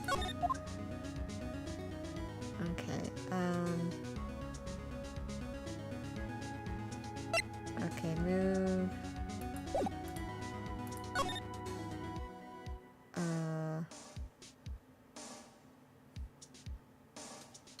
Okay, Gourd Lake entrance. Okay, move to the beach. And then move to the boat rental shop.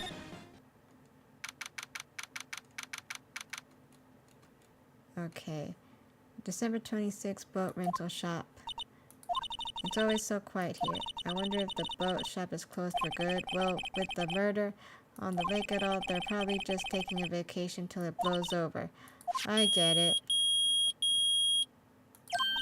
Nick, it's beeping. The metal detector's found something. Sure, it's not enough about it. Whatever it is, it must be in those bushes. Go check it out, Maya.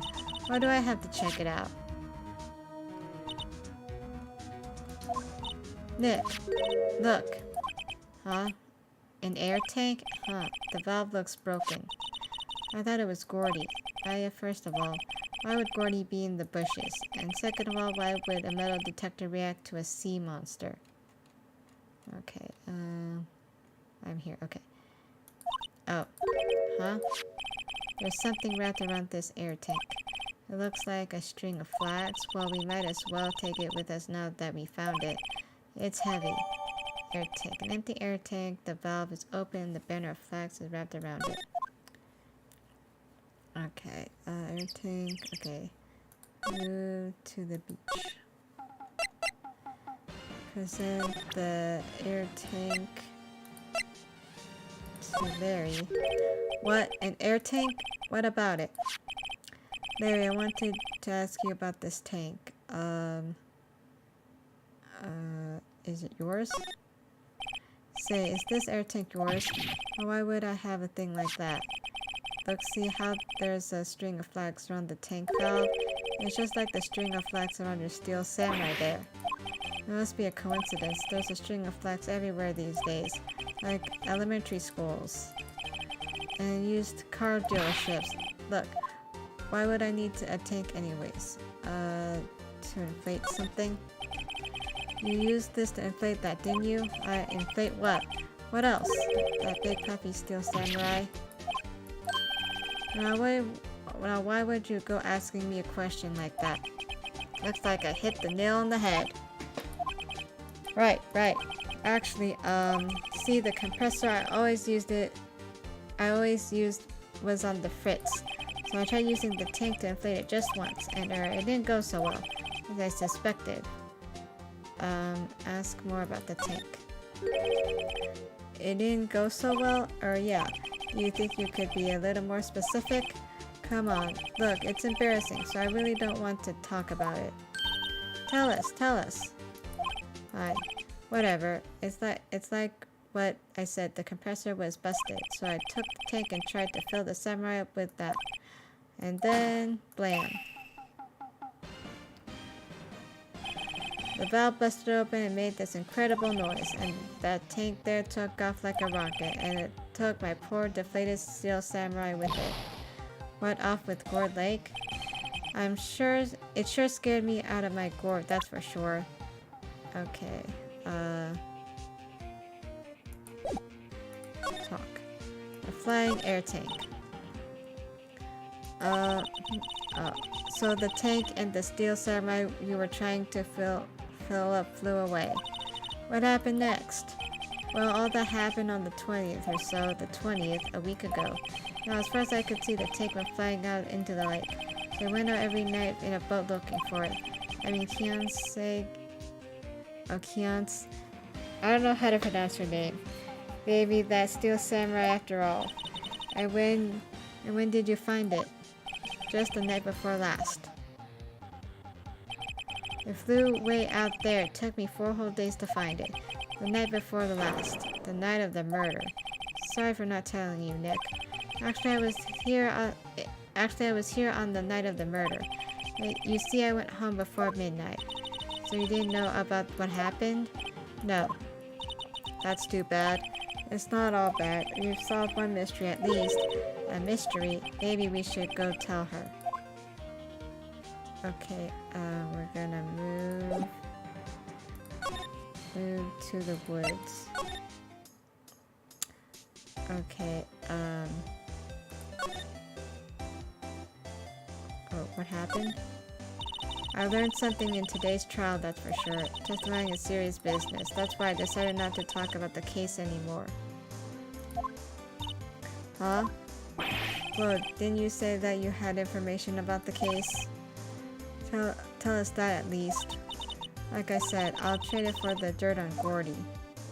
Well, Mr. Lawyer, I've got the info y'all need. Y'all got the scoop on Gordy for me yet? Gordy doesn't exist. Lotta, there is no such thing as Gordy. Well, what? How can y'all be so sure? Really, Nick?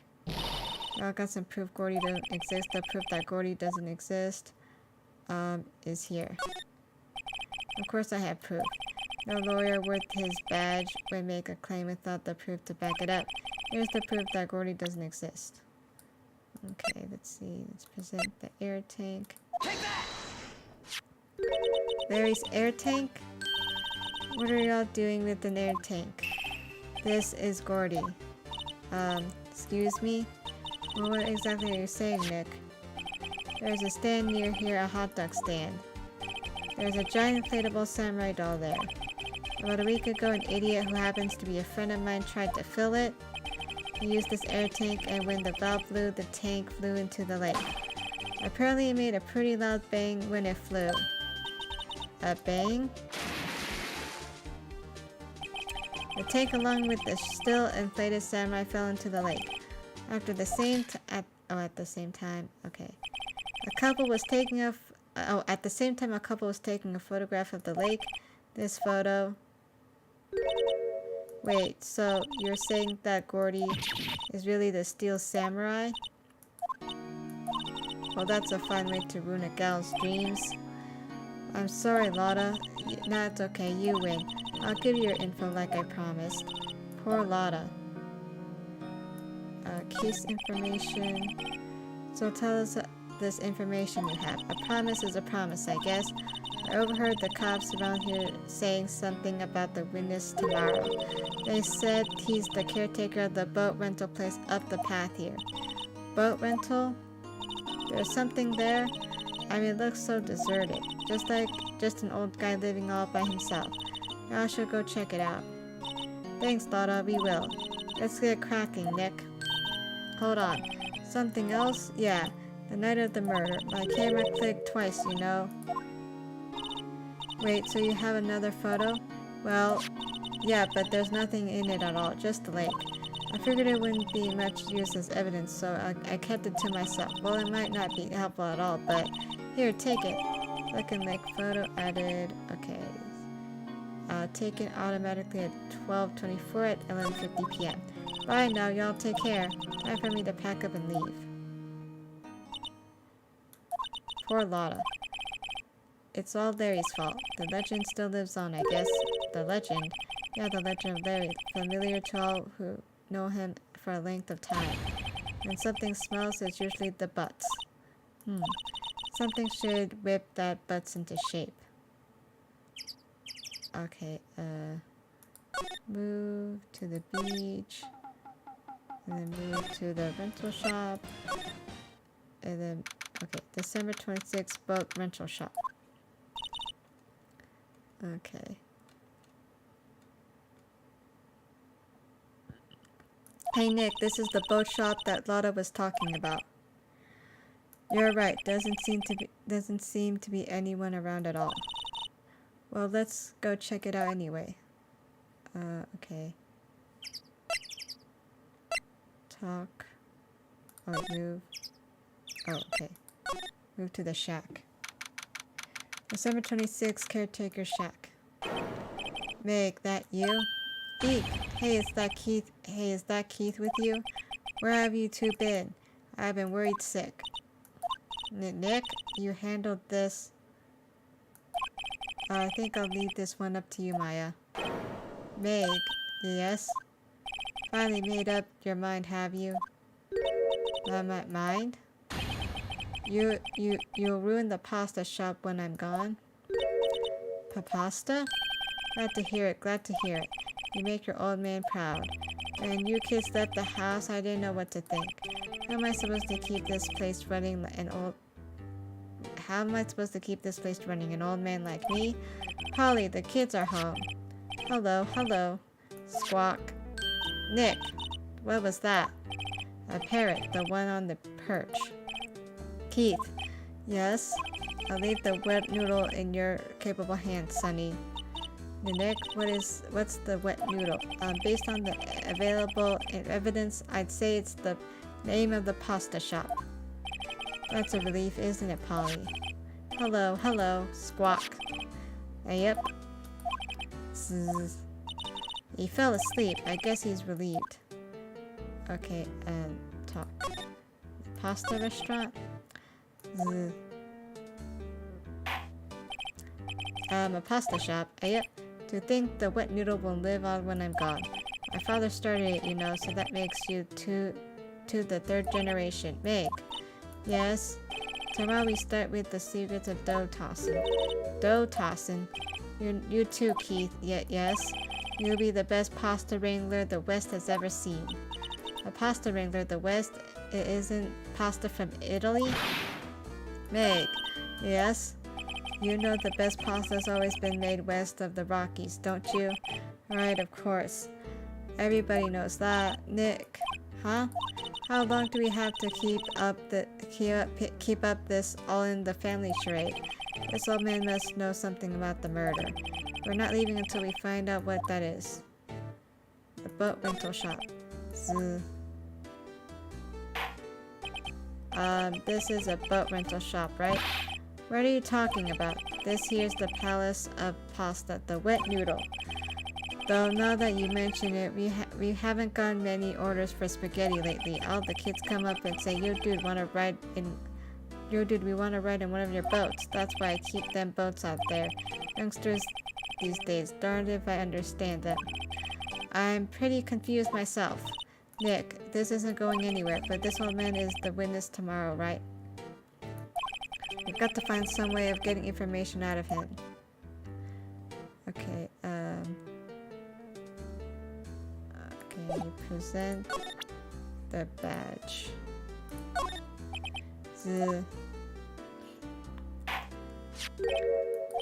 That a lawyer's badge? Yes, it is. I don't believe it. This old guy is the first person to recognize my badge. I get it. Huh? Yep. Okay, I got you figured out now. You're not Keith. Nick, now's your chance to clear things up. Sir, no, I'm not Keith. And I'm not Meg either. We're here investigating a murder that took place on this lake the other night. Please help us. A lawyer, huh? Please, mister. Alright, I'll help. One condition. What's that? When this case is over and done, you'll run the wet noodle. Let's see. Promise to run the noodle. Okay, we promise. Nick, are you sure about this? Hey, anything to get this case solved. Also, who wouldn't want to eat Phoenix noodles? I guess so. That's my boy. Good for you, Keith. Oh wait, didn't I just say you too, Meg? Yes? Hehehe. You bring a tear to your old man's eye, you know? Now, what was that you wanted to know? Speak up, Polly. Hello, squawk. Now he's talking to the bird again. How do we get him to talk to us?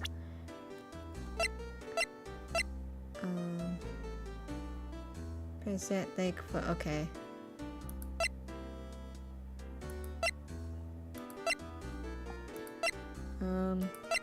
Oh wait. Yep, I've seen this. You know something about this, sir? Keith. Yes, it's okay. You can call me Dad. Dad, do you know something about this? Yep, the other night, out on the lake. Yes. I know all about that. I seen it. What? Tell us what you saw. Well, I suppose since you're taking over the shop and all. Okay. Talk. What you saw. I forgot the time, but it was pretty dark outside. Probably night. Yep, it was after midnight. But okay. Then I heard this bang, so I looked outside. Then I heard another one bang.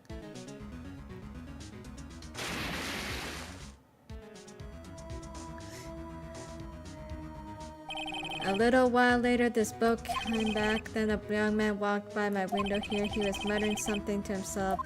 Yep. What did he say? Yep. I forgot. I'll remember tomorrow by court time, promise.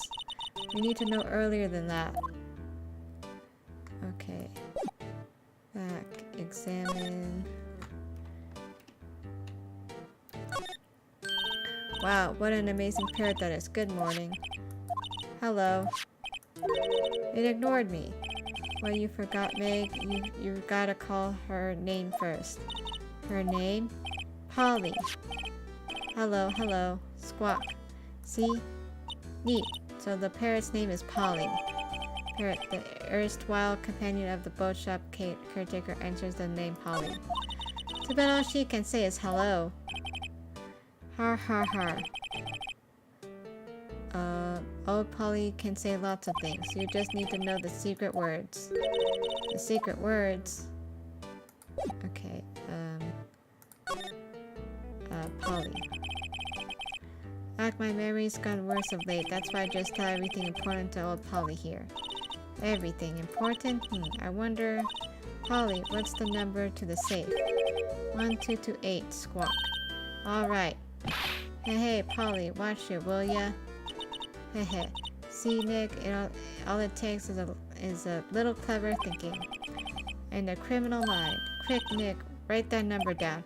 Hey, don't get me involved in your little heist schemes. You know what? Little Terry was just here. Terry, that kid next door. You always need to make him cry, remember? Oh, you always used to make him cry, remember? He was wearing this tattered old coat. Got himself some whiskers growing out his face. He must be talking about Detective Gumshoe. He comes up and tells me to come down to court tomorrow. Really? Somehow I don't think we're going to get much useful information from this guy. Maya, maybe we should be leaving. I think you're right. Oh, wait, I have one more question, huh? Polly, have you forgotten something? Squawk, don't forget DL6, squawk, huh? What did she just say, Nick? One more time, Polly, don't forget DL6, squawk. What? The DL6 incident? Hey, Dad. So, this is getting weird. Who is this old guy? Why would that bird Polly know about DL6? We have to figure out who that old man is. Oh, what? He locked the door from the other side. Who could that old man be? I think I need to do a little more research on this DL6 incident. Maybe I should ask Detective Gumshoe. Okay, move. Okay. Move again. Okay, then move again.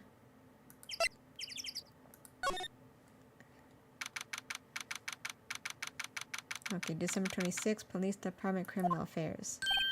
Hey pal, long time no see. You don't look so happy. What's wrong this time? Actually, we wanted to ask you something. Yeah? The boat caretaker. You know the boat rental shop down at Gourd Lake? Oh yeah, the old man who runs it is appearing as a witness in court tomorrow, right? How'd you... that was supposed to be a top secret. Do you know who that old man is, Detective? Actually, I don't. He's a bit of an odd bird. I haven't been able to get a straight answer out of him. I decided first that he wasn't persuasive enough to stand and testify as a witness. That's why we called Miss Lotta Hart yesterday. As for who he is, we have absolutely no idea.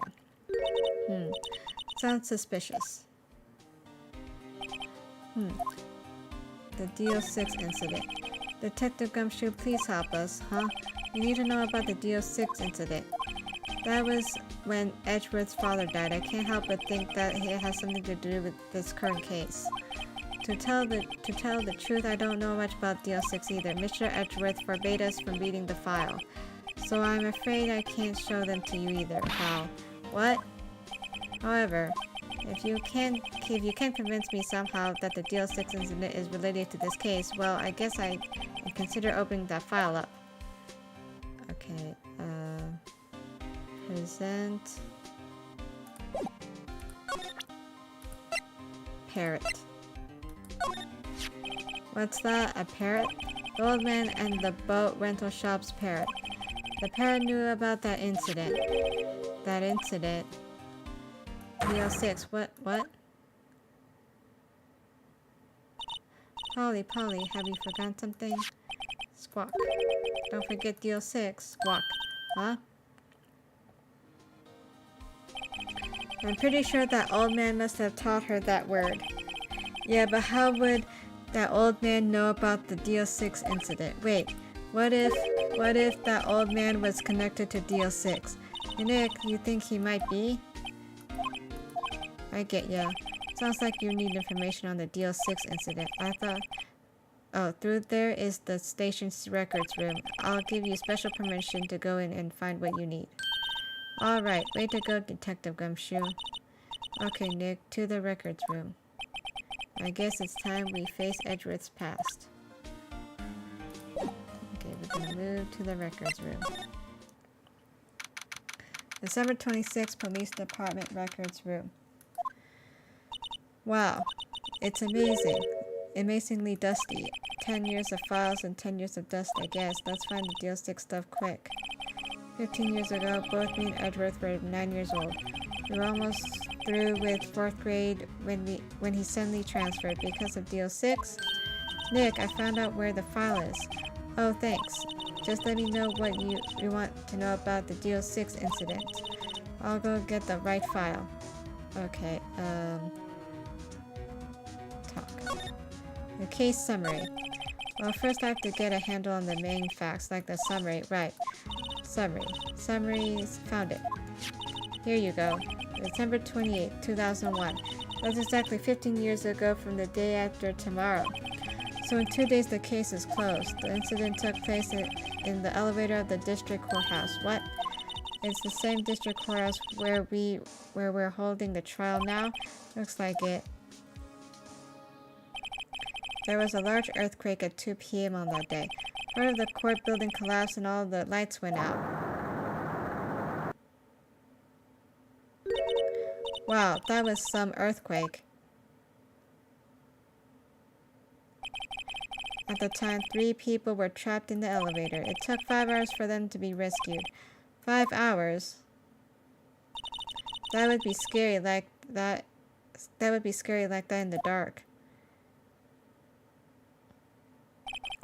There was a lack of oxygen in the elevator and the survivors were unconscious. The survivors, one of the 3 in the elevator had been shot in the heart. That was Mr. Edgeworth's father, wasn't it? Okay. He said that his father was shot before his very eyes, so Miles Edgeworth was one of the other passengers in the elevator. Victim data. Do you have any data on the victim Edgeworth's father? Yeah, hold on. Victim, here. Found it. Gregory Edgeworth, 35, defense attorney. If he were still alive, he'd be 50. He had lost that day's case in court and got in the elevator with his son Miles. Miles Edgeworth, of course. So he was in the elevator with his father. From the angle, the bullet, and the other evidence, it could not have been a suicide. The murder weapon, a pistol, was found in the elevator. The pistol had been fired 2 times. Where have I heard that before? Huh. Sounds like this is current. It sounds just like this current case. What's going on here? Suspect data. Got any ideas on the suspect in there? That would be the guy that my mom got arrested. Hold on, this is it. The man arrested as a suspect in Deal 6 was Yanni Yogi. He was a clerk in the court, apparently. So he must have been the 3rd person in the elevator. Well, then he had to have done it. But he was found innocent thanks to his defense lawyer, Robert Hammond. Hammond, the victim in our case. Right. The suspect, Mr. Yogi, was oxygen deprived so much he had brain damage. He also lost memory of being in the elevator. After he was declared innocent, he disappeared. Where could Yogi have gone to, I wonder? He may be closer than we think. I guess I know generally what happened in Deal 6 now. I still don't know what sort of impact the whole thing had on Edgewater. Okay. Nick, are we going to take the whole file? There's too much. We'll never get it out. You're right. How about we just take what we think we need? Deal 6 case file. File on the Deal 6 incident. Right. That's probably all we'll be able to find here. Now all that's left is the trial tomorrow. I wonder how Dad will do testifying in court. To be continued. Okay, I'm gonna save here.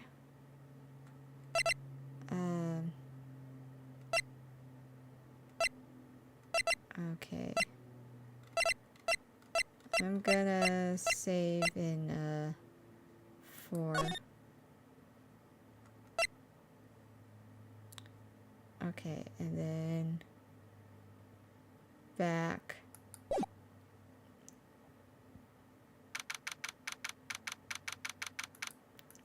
Okay, oops. options. No. Back. Options. Wait, oh, title screen. Yes. Okay, exit game. Yes. Okay. Thanks for watching, you guys. Thank you, Autism, for coming. I'm gonna probably continue this tomorrow. Okay, have a nice day. Bye.